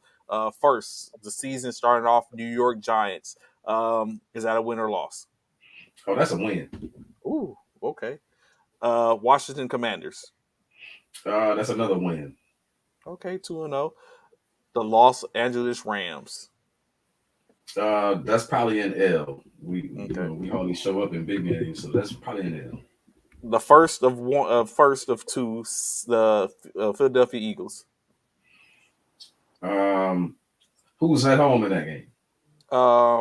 Is it? I think the Eagles are home. We'll lose that one. Okay, so 2-2. The Detroit Lions. Oh, that should be a win. Yeah, win. Okay, 3-2. The Chicago Bears. That should be another win right there. Okay, 4-2. Green Bay Packers. We haven't done well against Aaron Rodgers at all. That's an L. That's an L on the schedule. Minnesota Vikings. We've beaten Minnesota the last few times we played them. I'm going with we're gonna get the W in that one. Okay. New York Giants, second time around. Yeah, we'll sweep the Giants. We'll win that one. Okay. The Colts. Woo! Matty Ice. I'm gonna say it's a game we should probably win, but we'll probably lose that game. Okay. Okay. Texans. I gotta beat the Texans, man. We have to beat the Texans. Most of my fans are Texans fans. We have to beat them. Come on, Cowboys, you gotta win that one. Okay. Jacksonville. That should be a win. Okay. 8-4. 8-4. The second round time around the Eagles. We lost the first one. We'll probably win the second one. Okay. Right. So thinking of a split. Last two games, Tennessee. Tennessee, we'll probably lose that one. Okay. And last game, the Washington Commanders. Oh, the Commanders. We won the first one. We'll probably lose. We normally split with them, so we'll probably lose one. We'll lose them. Okay, they haven't. Is someone missing? So 5, 6, 7, 8, 9, 5. At least you said that, honesty, that y'all split with the Commanders. I can appreciate that. Because all your other picks Woo. Oh, that's what. Okay, I did miss two. The first one, go to Tampa Bay. We'll lose that Tampa Bay. Ooh, Lose to Tampa Bay, they got Tampa and and the Rams. then Cincinnati. We'll beat the Bengals. We'll beat the Bengals. What? Who is this we Okay. talking about finna beat Cincinnati? 10-7. 10-7. What you say, y'all going? That's about right, The right Cowboys. there. The That's about Cowboys. right. 10-7. Stop it. Y'all are not finna beat Cincinnati. Stop 10-7. it, Cincinnati. Stop it. Now, y'all, you know what gets me is everybody gets on gas and stuff real fast, Ron. I mean, Bishop, because Cincinnati's had 1 year. That organization hasn't been that great, bro. So if they backdoor with 2 good seasons, be surprised. I'll be surprised. I mean, I'm just saying, like they have, like they haven't been that strong. They only had 1 season, 1 Super Bowl run, So let's not act like Cincinnati's been that tough. Get off the gas is basically what you're telling me. Exactly. Gas is $4.69 a gallon. Get off of it. Agreed. It's value. I see them going like 8-9, 9-8. Cincinnati or Dallas? Cincinnati. You know what? Bishop don't want to believe that. You don't want to believe that Cincinnati is not going to be who everyone think they is from last year. Super Bowl hangover is real, and it always happens. Literally every year. Right. The team that loses the Super Bowl. Super Bowl struggles. Y'all not gonna act like he was doing his thing the previous season before he got hurt, and then he came back and followed it this following season, his second season after his injury. Let's not dismiss. Okay. Let's not dismiss what? Overtime coin flip is what the coin flip gave him the opportunity to be in that position. Like it's not if since if was a fifth, we all be drunk but you. If was a fifth, we all be drunk but you. Exactly. If was a fifth, but we all be drunk but you. But we can't go off ifs. But we can't go off ifs. You can't say if. Josh Allen would have been in the Super Bowl and maybe even defeated the Rams in the Super Bowl. If we didn't have Carson Wentz when we had him, we probably would have won another Super Bowl. If y'all didn't have Carson Wentz when y'all had, y'all wouldn't even been in position to play for the Super Bowl.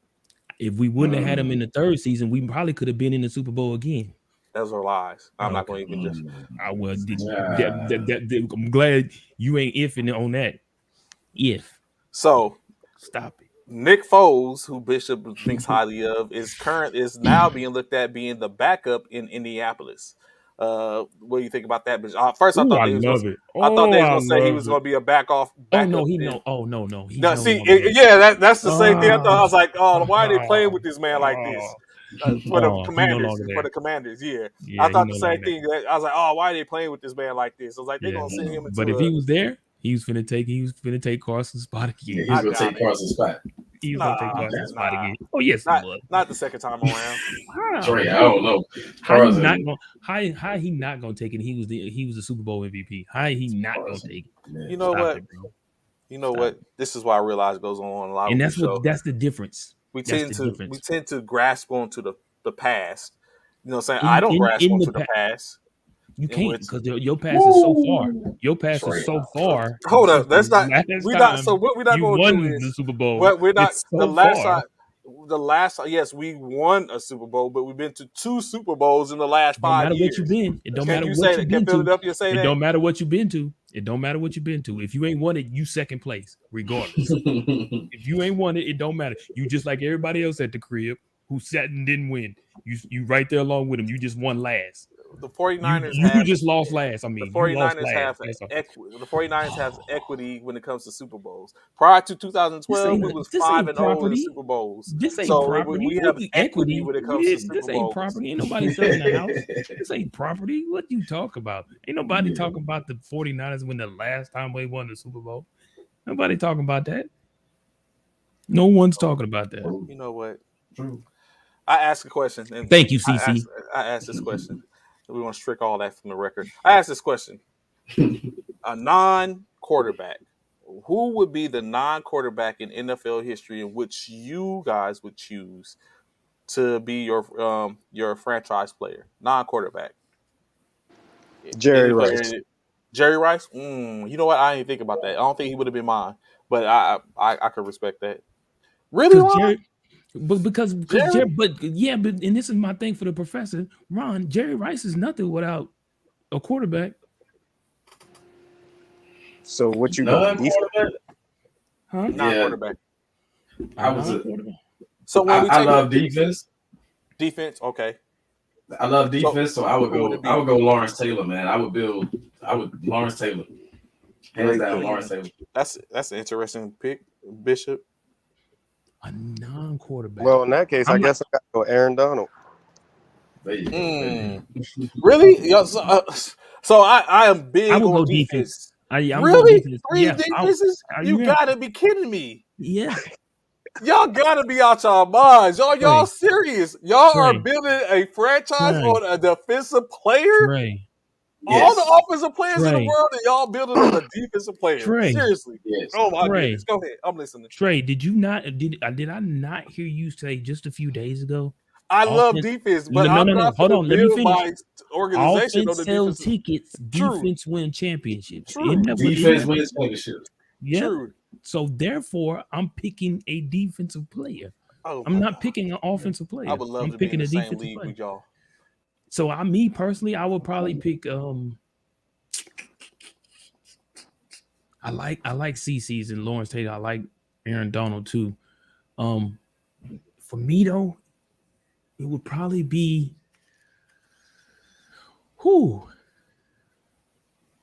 man, that's a good one.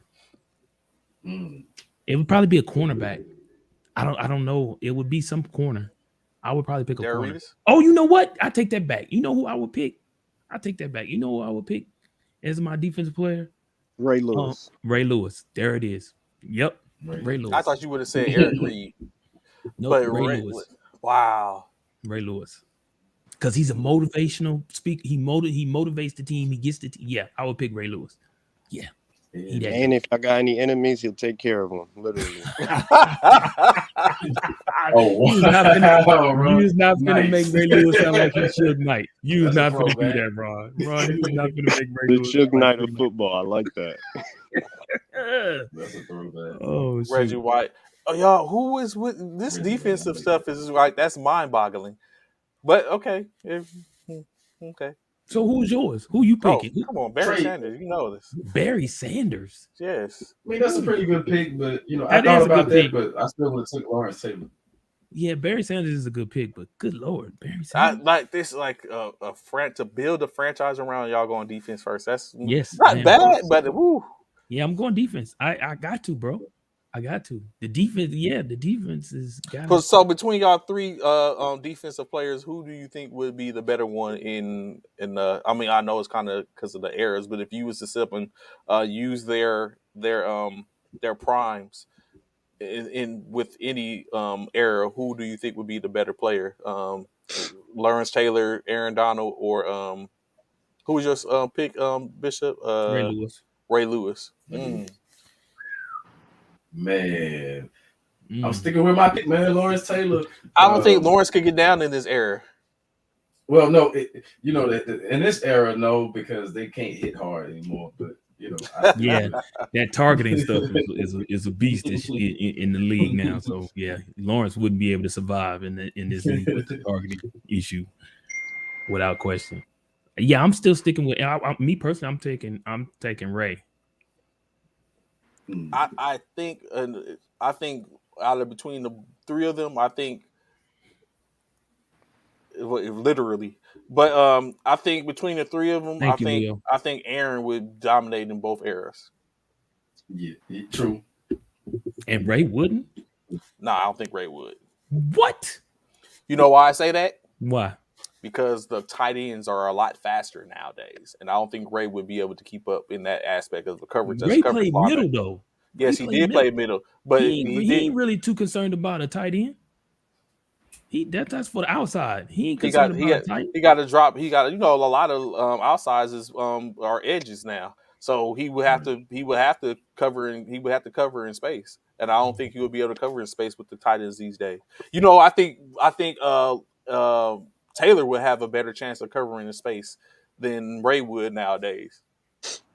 Yeah. But of course, he was outside too and played the edge. So, but yeah, I think between and mainly probably like I said because Aaron Donald he's in the trenches, so he doesn't have to cover in space. He's only one aspect. Go get the quarterback. Uh, but I'm gonna say true enough. Yes. Yeah, I like that. Yeah. So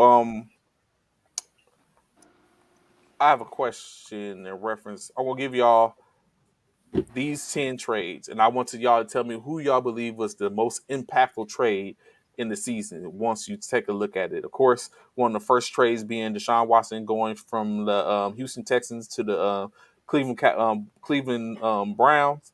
Russell Wilson going from the Seattle Seahawks to the Denver Broncos. Tyreek Hill from Kansas City to Miami Dolphins. Khalil Mack from the Chicago Bears to the Los Angeles Chargers. Devontae Adams from the Green Bay Packers to the Las Vegas Raiders. Matt Ryan from the Atlanta Falcons to the Indianapolis Colts. AJ Brown traded from the Philadelphia Eagles to the Tennessee Titans. Carson No. Wentz from Indy to Washington. Marquise Brown, Hollywood, going from from Baltimore to Arizona, or Amari Cooper going from Dallas to Cleveland.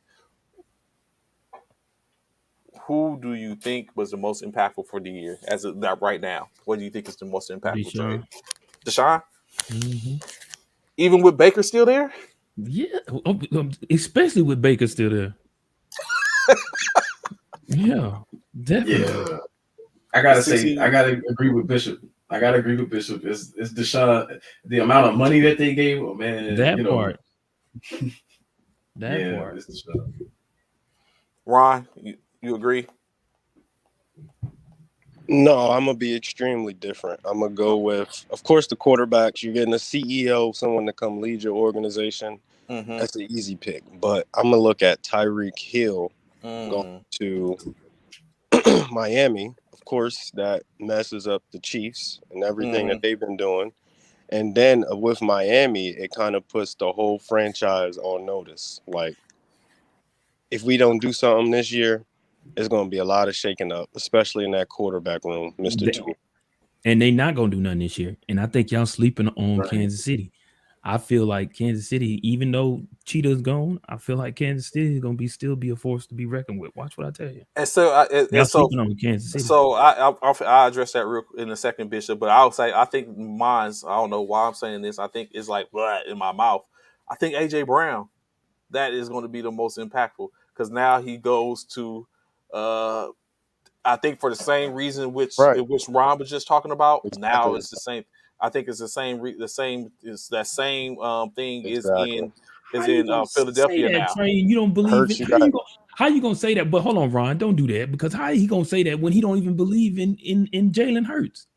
But still, so I don't. I may not believe in Jalen Hurts, but I mean that don't even make sense. Actually, I'm not gonna say I don't believe in Jalen Hurts. I don't believe in y'all running back. Like I don't understand how. What does our running back got to do with it? We don't even run the ball enough to be believe in him. We don't run the ball enough. Nick Sirianni is a passing coach. That was our whole issue. He's a passing coach. He does not believe in running the ball whatsoever. So our running game is irrelevant. But he's considered to be a weapon on your offense. When they talk about the start, when they talk about the starters, if he's not running, how you come call him a weapon if he's not running? Wasn't Philly one of the leaders last year in rushing? No. They didn't rush the ball. No, we didn't rush them. No, the year before we were. Not last year. Not with Nick Sirianni we weren't. No, that was the year before. But now, see, to go back to what you were saying, Bishop, in reference to the cheetah, in which I honestly think, and I think about it after you said that, what I feel, I think we said the same thing before is with now Tyreek Hill was made for the Kansas City offense because we thought like a lot of times all Mahomes did was put the ball out there or did something or broken plays, and you got a very someone who's made for that type of offense or that type of situation, then Tyreek Hill is very effective. Now that he's gone, who does he have to do that now? So I think that's why a lot of it goes to where I would sit up and say, like what Ron was saying, like he foresees that there's going to be a 9-8 win team on the back end of it. Now, with Tyreek going to, in which we've stated and talked about before, we believe that Tua is somewhat of a gunslinger, and now you have basically instituted that into his program. But the difference is, I don't think that Mike McDaniels is going to run that. He's going to try to utilize some of the same things for what he has in Miami that he did in San Francisco. And so it's going to be a difference in the play calling and the plays and stuff that might still be conducive to Tyreek Hill. But at the same time, still, it puts that leads to the impact Tyreek Hill being in Miami now with Waddle, with Cedric Wilson, with Monster, with Edmonds. Tyreek Hill's skills are going to be obsolete in Miami because because Tua is not going to be able to get him the ball. So he's not going to be able to get him the ball like exactly Patrick the Great did. He's not. Don't even. So let's do this. When at any point, let's put this in perspective, right? Okay. I don't ever remember seeing, Ron, let me know if you do. We never saw a situation in which Tyreek Hill was just off the line, blew past somebody for a fly. He got open by crossing patterns that separated him. We look at Trey, you and Ron. If you have not seen it, you really need to look at that again. When did they just run a fly and Mahomes put the ball out there? They beat him on passing routes, on crossing routes where he sit up. Not every time, bro. Not you might want to check their game film. Not every time. Yes, a lot of times there were crossing routes, but there were at times when Patrick Mahomes threw dimes down the sideline to Tyreek Hill. He has. You better check them. You better look at them. You better check them tapes. Thank you, Anthony. And I know Anthony has. Hill don't run routes. It's going to be 10 yards and out. No, it's okay. Yeah. Okay. I know Anthony has insight into whatever. That's what they're going to have to do with Tua, because Tua doesn't have that arm like Pat. He does not. He does not have the arm Pat has. You're right. They're going to have to run those little crossing routes. But because he's not going to be, y'all watch. Y'all have some high expectations of Tua. And I'm telling y'all, Tua is not what y'all think he is. Lots of bubble screens and. Yep, that's what y'all going to see. That's the only way they're going to be able to implement. Yep, that's the only way they're going to be able to implement Tyreek. Y'all going to see. Tua is not what y'all think he is. And y'all going to see that early too, watch. And everybody know what Tyreek. Now, the fact of the matter is Tyreek went to Miami. Mm-hmm. Everybody know what Tyreek does. They know that, well, at least with Andy Reid, they love to put, like you said, they love the crossing right for Tyreek because no one can keep up with him. Keep up with him on the back end. Yeah. Right. So all you do is what? You put him in the zone. You force Tyreek to go fall into somebody else's zone and stay underneath him and put a man over top. I think but they can't do that in Miami because you still got Waddle who can blow the top off the defense and they can do the same thing, and Cedric Wilson, and you got a speedster and Raheem Morris out the backfield. Like, it's not easy now. Like what like you said, Mahomes got away with the fact that he has a cannon attached to his shoulder, so that helped him in reference to Tyreek. But now what you have in Miami, in my opinion, is a lot of weapons, speedy weapons, and all over the field in which they have brung in. So now maybe it accounts for the fact that maybe Tua isn't the most accurate, and he doesn't have that big of an arm to hit down the field. But he has people that can get in where they can basically level the field off to where if he gets them in space, they can do damage. I think that's just what happened now in Miami, and now they have a tactician to basically put that into perspective, and maybe they are going to be a problem. Possibly, I don't know. Maybe I don't think they're going to be that much of an issue. You got to remember also, two teams over there in that division have Belichick always has a good secondary. The Bills have a good secondary, so they'll be tested. They'll be tested pretty regular with that kind of stuff. Like those defenses are no slouches right there. That part. So it'll be interesting to see what they do. Mm-hmm. That part, and my point, and that's why I say CC what I said in regards to that they're gonna show that early. You gonna see Tua ain't gonna be who we think he is early, because them teams in which you just named is gonna exploit him and gonna show that he's not that dude.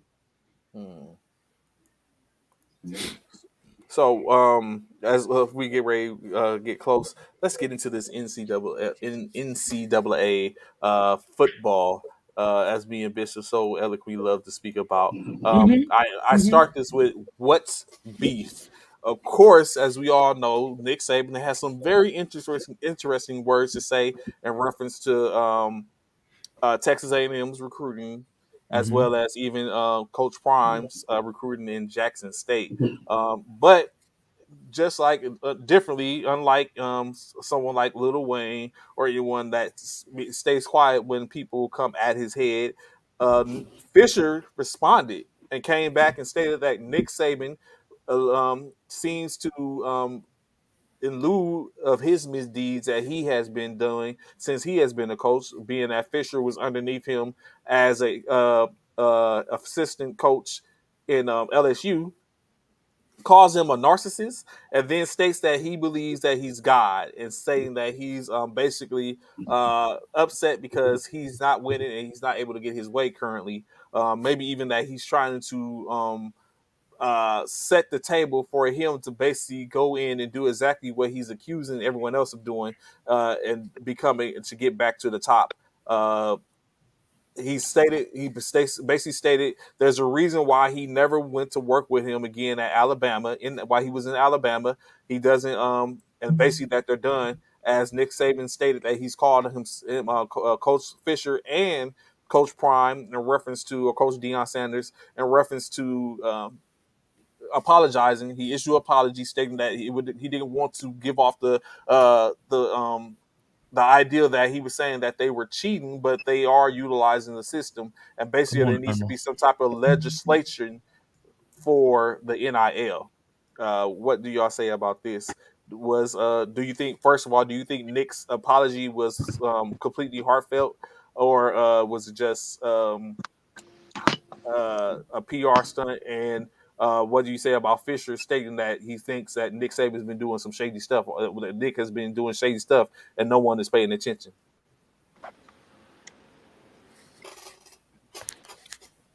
I start off by saying, man, to me, it's a PR stunt, the apology.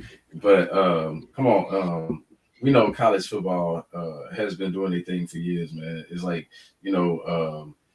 so I'm not gonna say that Nick Saban actually, technically done something wrong, but I think, behind the scenes they all do a little bit. It's no surprise. It's just that some are better at hiding theirs than other teams, than other universities and stuff like that. So, and Jimbo did work for him, so he probably knows more than he probably knows directly. You know what I'm saying? Probably has some inside. That part. Agreed.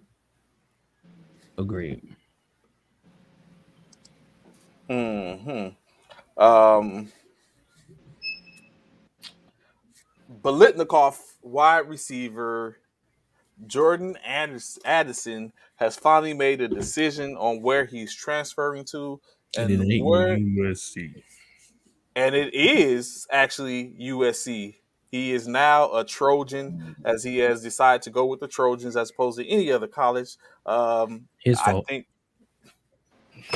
hey, it is what you say it is. What I say it is on to victory as we continue to build our next dynasty. Trash. Where did he transfer from?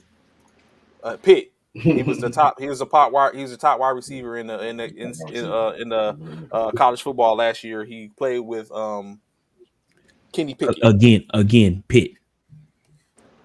Is that saying anything?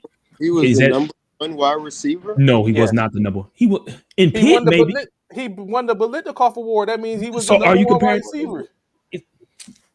The He was a number top one receiver. He was a top receiver in college football if he won the Biletnikoff Award. No, because if you are the top receiver and you win the Heisman, which one holds more credit? The Biletnikoff or the Heisman? Chances are you're not going to win both.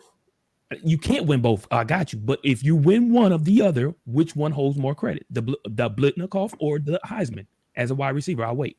So we're not going to No, act like we're not that's a going to yes act. or no. Hold up. That's a I'm yes or going no to give question, you your Trey. answer. We're Here not we going go. to act Here like we the go. Biletnikoff. We all know the Biletnikoff. Whoever wins, if you're a wide receiver and you win the Heisman Award, chances are the Biletnikoff Award is going to go to the next person that would have won it. They're not going to So give that means what? You're not the top the receiver. Heisman won. In this case, a Heisman was not given to the top receiver. It was given to Bryce. It was given to was Bryce Young, who was a top quarterback, but he But won the was there two Biletnikoff Award. receivers? Were there two receivers as candidates in that Heisman race? Yes, it was. So therefore, they're not going to give it to the two candidates of the Heisman. They're going to give it to the one who wasn't a candidate. Come on, Trey. He Stop won. it. He won Anyway, the Ron. Biletnikoff Award. Ron. Wide Anyway, receiver. You we're know what? talking about a team that came from. We're talking about a guy who played with Pitt. What conference? Don't worry, I'll wait. A conference that doesn't matter. Yikes. A conference that doesn't matter. Stop it, Trey. You really be reaching for these USC Trojans, bro. This dude here, there is no reach. I see No. from a factual Stop it, bro. standpoint. He's like, you know what? I don't even care about the award. At the end of the day, when we're going, and we might not, I'm not going to even say we're going to be national champions. Y'all not. We might not even get into the playoff due to the FBS. fact that yes, we might not even get to the playoff due to the fact that because we are in the Pac-12 and they whatever Trash. the They're stigma. trash. We're Say not that part. trash. It's the stigma that is left when you talk to about the Pac-12. That's what it's based upon. But, you know what I'm saying, it is a difference. I will even go as far as to say this. Now, keep in mind, right, it was all the, you know what I'm saying, hoopla and stuff like that, in which was being displayed when y'all were when they put out the way too early top 25 and all that type of stuff. It was a lot of conversations being said, and everyone had something to say. Bishop, they have updated the top way too early top 25. And do you know what that is now? What is The top way too early 20, yeah, the updated way too early top 25. How's it? Why are you adding? I don't think it's called the way too early top 25. I don't think that's what it's called. Why? I'm literally reading it the way too early top 25. Okay. Who? And this is the way too early top 25 by who? It's on ESPN. It was stated by ESPN. But who is it by? So so ESPN is putting out a. Well, no one. It's on. Yeah, no one puts out a early AP poll or anything like that. It's all based upon everyone. So in any case, you discussed it before, in which you were so eloquently displayed to me and informed me that USC was nowhere on it at the time, in which you pointed out to me, and Oklahoma was at the time.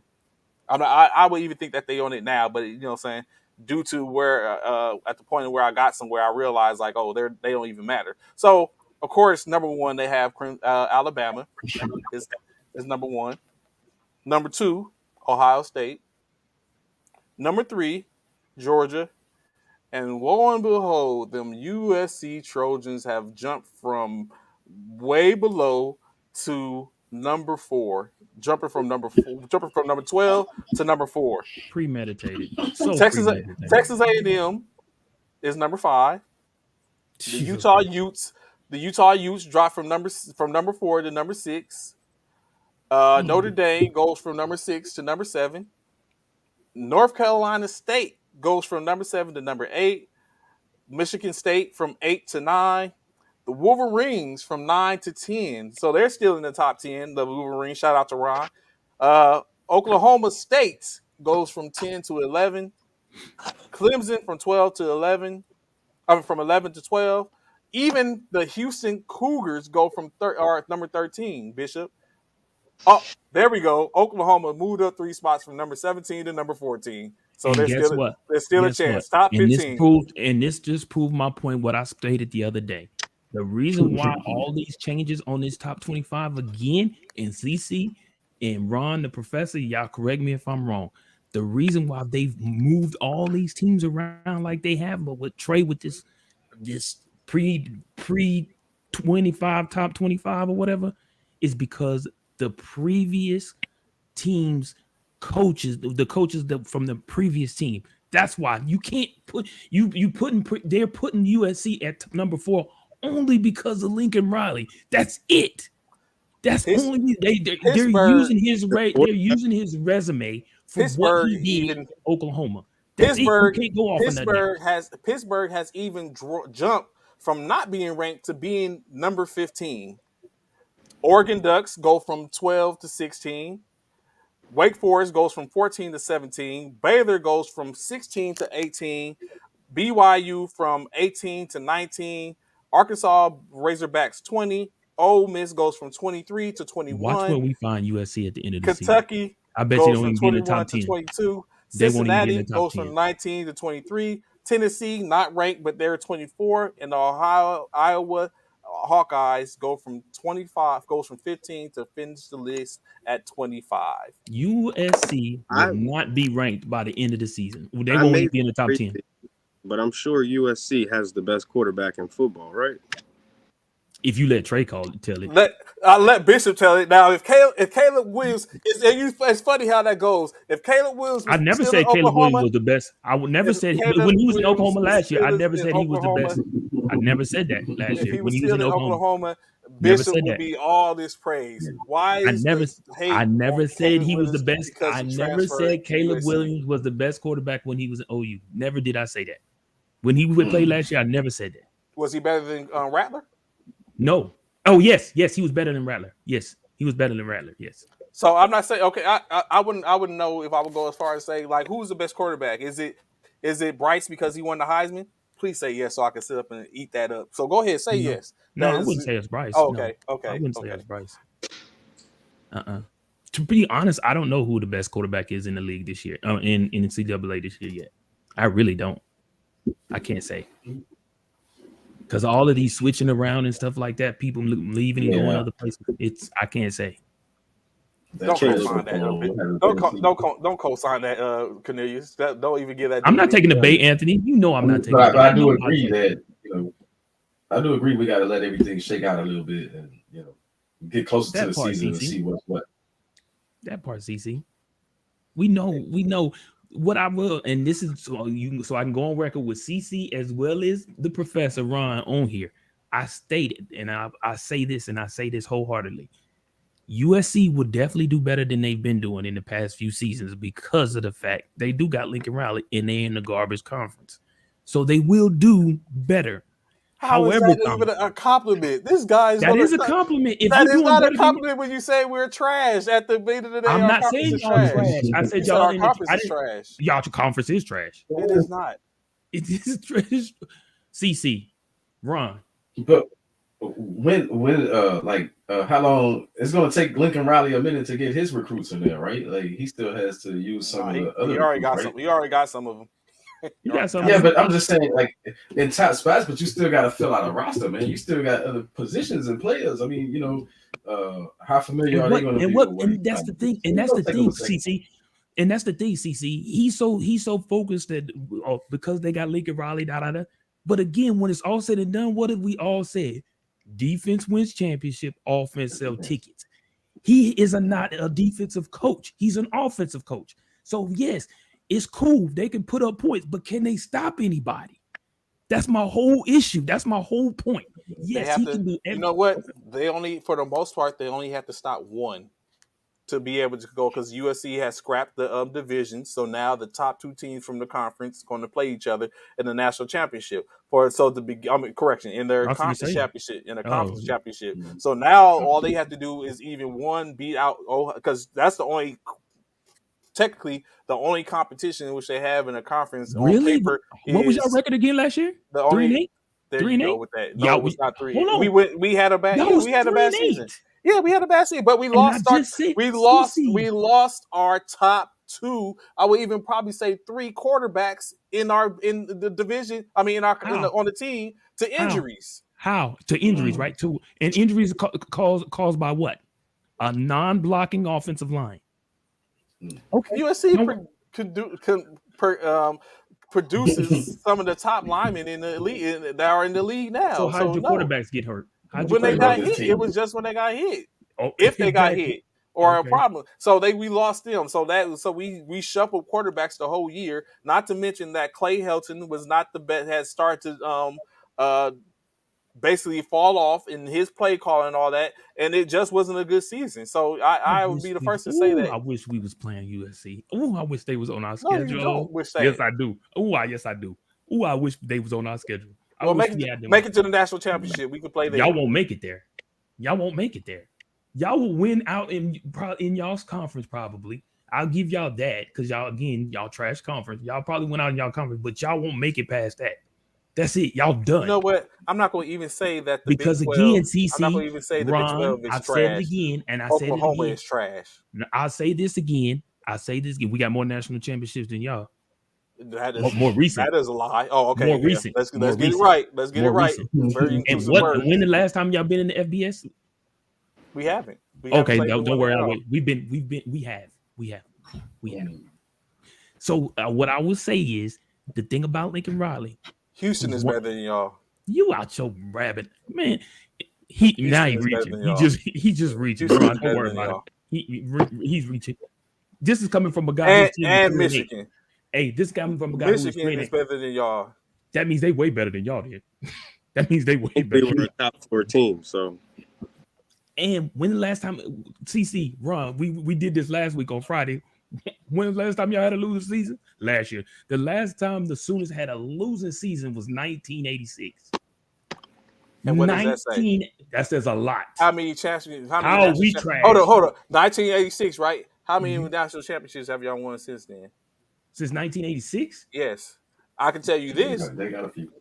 I can tell you this. USC won a couple since 1986, and they won one when they whopped y'all 55-19. In what year was that? It doesn't make a difference. What year was that? What you said is since 1986.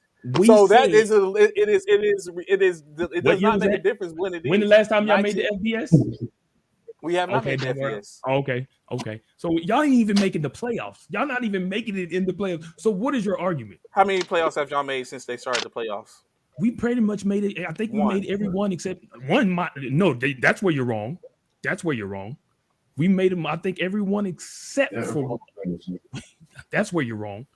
Stop. It still does not simply dispute the fact that, like Ron told me when I brought up the fact that we smacked Michigan. Ron specifically told me, Trey, I live in the present. So going with that same moniker, living in the present. Going with that same moniker of living in the present. 3-8. Y'all 3-8. That is not the present. That's not the present. That is the present. That was last year. That was last year. We can't go presently. Presently, from what I just produced is when saying that Ron, you said live in the present. Houston you have not played and Michigan are better than y'all. If you have not played a game this season, 3-8 is present. If you have not played a game, if you have not played a game this season yet, 3-8 is present, bro. Ron, am I right or wrong? From what I just read from a trusted source, one of the things that we do in media, we go with what trusted sources are that are relevant. So from a trusted source, it basically stated, even though it is all hypothetical, it's premature. Technically, Houston and Michigan are better than y'all, from what I just said. And have y'all ever beaten Alabama? No, we didn't beat Alabama. Oh, we have. Have y'all ever beat Georgia? We don't play Georgia much because y'all have never made it that far. So my point is still been made. Y'all haven't made it that far. We have. That's present. Y'all got to make it past. Y'all got to make it to a FBS before y'all can even be relevant. Y'all haven't made it there yet. That is a huge feat. I will give y'all when y'all make it to the FBS. Y'all have made it. Y'all made it somewhere. It's gonna be y'all year though, Trey. That's all right. Thank you, Ron. You there, Ron. all on the back of Bishop. I think y'all go to the playoffs this year. They probably will make the playoffs. They probably will. Yeah. Coming out of the garbage conference, Ron. It shouldn't be hard. Who's y'all toughest school y'all play? Stanford. Yeah, that is pretty garbage. What high school is that? What high school is that out in Colorado that y'all got? That's the Oh man. And the fact that they ended last year 3-8. 3-8, bro. They was second to last in their conference. So they can only go up. They can only go up, bro. They was second to last in their conference. Even though they're getting rid of the conferences, like Trey said. In their conference, they were second to last. Divisions. Or division, I mean. I hope y'all got an offensive line setting ready for Caleb. That part, Ron. That part. And it don't sound like it's too healthy. They got all these skill players. Everybody's hype about USC and Lincoln Riley because they're getting all these skill players. That's cool, but if there ain't nobody protecting the skill players, it's irrelevant.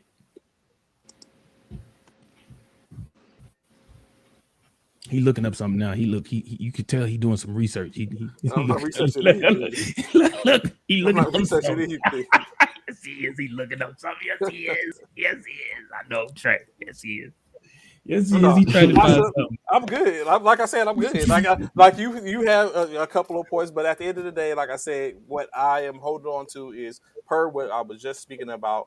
Currently, what is thought of is, regardless of what is going on, that Houston and Michigan are better than Oklahoma. Michigan is in a big Big five Ten? a big five conference. What considered one of the big five. The fact that Houston is better than Oklahoma, the Cougars. Didn't Houston not break the top 10 last year? Yes, they did. Yeah, they did. They were pretty good last year. That part. That's they're why better now. That's why they're. You know what? Even UTSA might be better than y'all. Stop it. UTSA might be better than y'all. Stop it. Then that means they way better than y'all because they had a better record than y'all.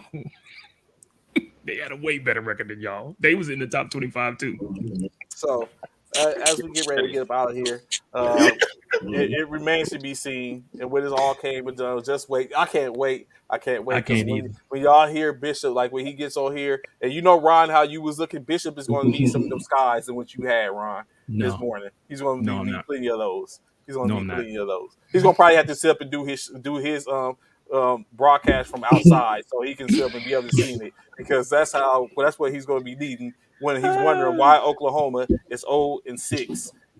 0-6. Have you seen our schedule? Yeah, we went over it. Yeah, if we Ryan was there, we went over it, and we both agree that what you said was going to happen was not nowhere remotely close. Not be no 0-6. Y'all might not be 0-6, but y'all ain't going to be a winning record. That's what we sit up and came across. But I mean, other stranger things that happened. You said that wrong. We looked at your schedule, and you was like, "Oh, this is a win. That's a win." We was like, "Nah." We let you go. We let you rock. Run. Then we not look at his schedule. I think I remember y'all play like all the top schools. Yeah, at the end we was like because he was in the comments, and y'all at the end y'all do. At the end we do what? Y'all play the top schools. Oh, y'all might go 1-4 in the last 5 games of your schedule. Are you freaking serious? For one, again, the last time we had. This is what Anthony said. I'm not living in the last so time. when you say the last time, that means you're back in the day. Ron, here's the schedule. We got UTEP, win. Kent State, win. Nebraska, win. K-State, win. TCU, win. Texas, definitely a win. Texas who? Kansas? What do you mean Texas? Texas. What do you mean Texas? University of Texas? Okay. Yes. Kansas, win. Ohio That's where y'all State. start losing that after Texas. We're going to lose to Kansas. Are you serious? Yes. You out your beloved mind. Kansas is not a football team. Ohio State. They were last year. They were not what? They were what? They were not. Kansas wasn't nothing. Matter of fact, y'all lost to Kansas last year. We did lose to Kansas. We did. Iowa State. They give us Loss. problems. Baylor give us Loss. problems. West Virginia, win. Oklahoma State, win. Loss. Texas Tech, win. Loss. You great, bro. Stop it. So in any case, it shall be seen. Proof is in the pudding. We greatly appreciate y'all rocking us with this high speeds being in information. We look forward to hopefully see you again tomorrow, 09-1100 every Monday through Friday. We got some stuff, like I said, coming up. Hopefully we get some more people as we see. Representatives from the Fort Hood Phantom Warriors was in the comments today. We might be able to get them on so they can talk again. I don't know. Maybe we were their rabbit foot as they won nationals. It remains to be seen as they go forth and they get ready to play their Western Conference in the NBA this weekend in Las Vegas. And, of course, the Eastern is going to be played in Phoenix, Alabama. So we never know who we might have on the show, especially as you get closer for the NBA. Continue to push that. The military athlete, the military soldier. Ron, Cornelius, Bishop, any words before we get up out of here? The blasphemy, this guy, I tell you.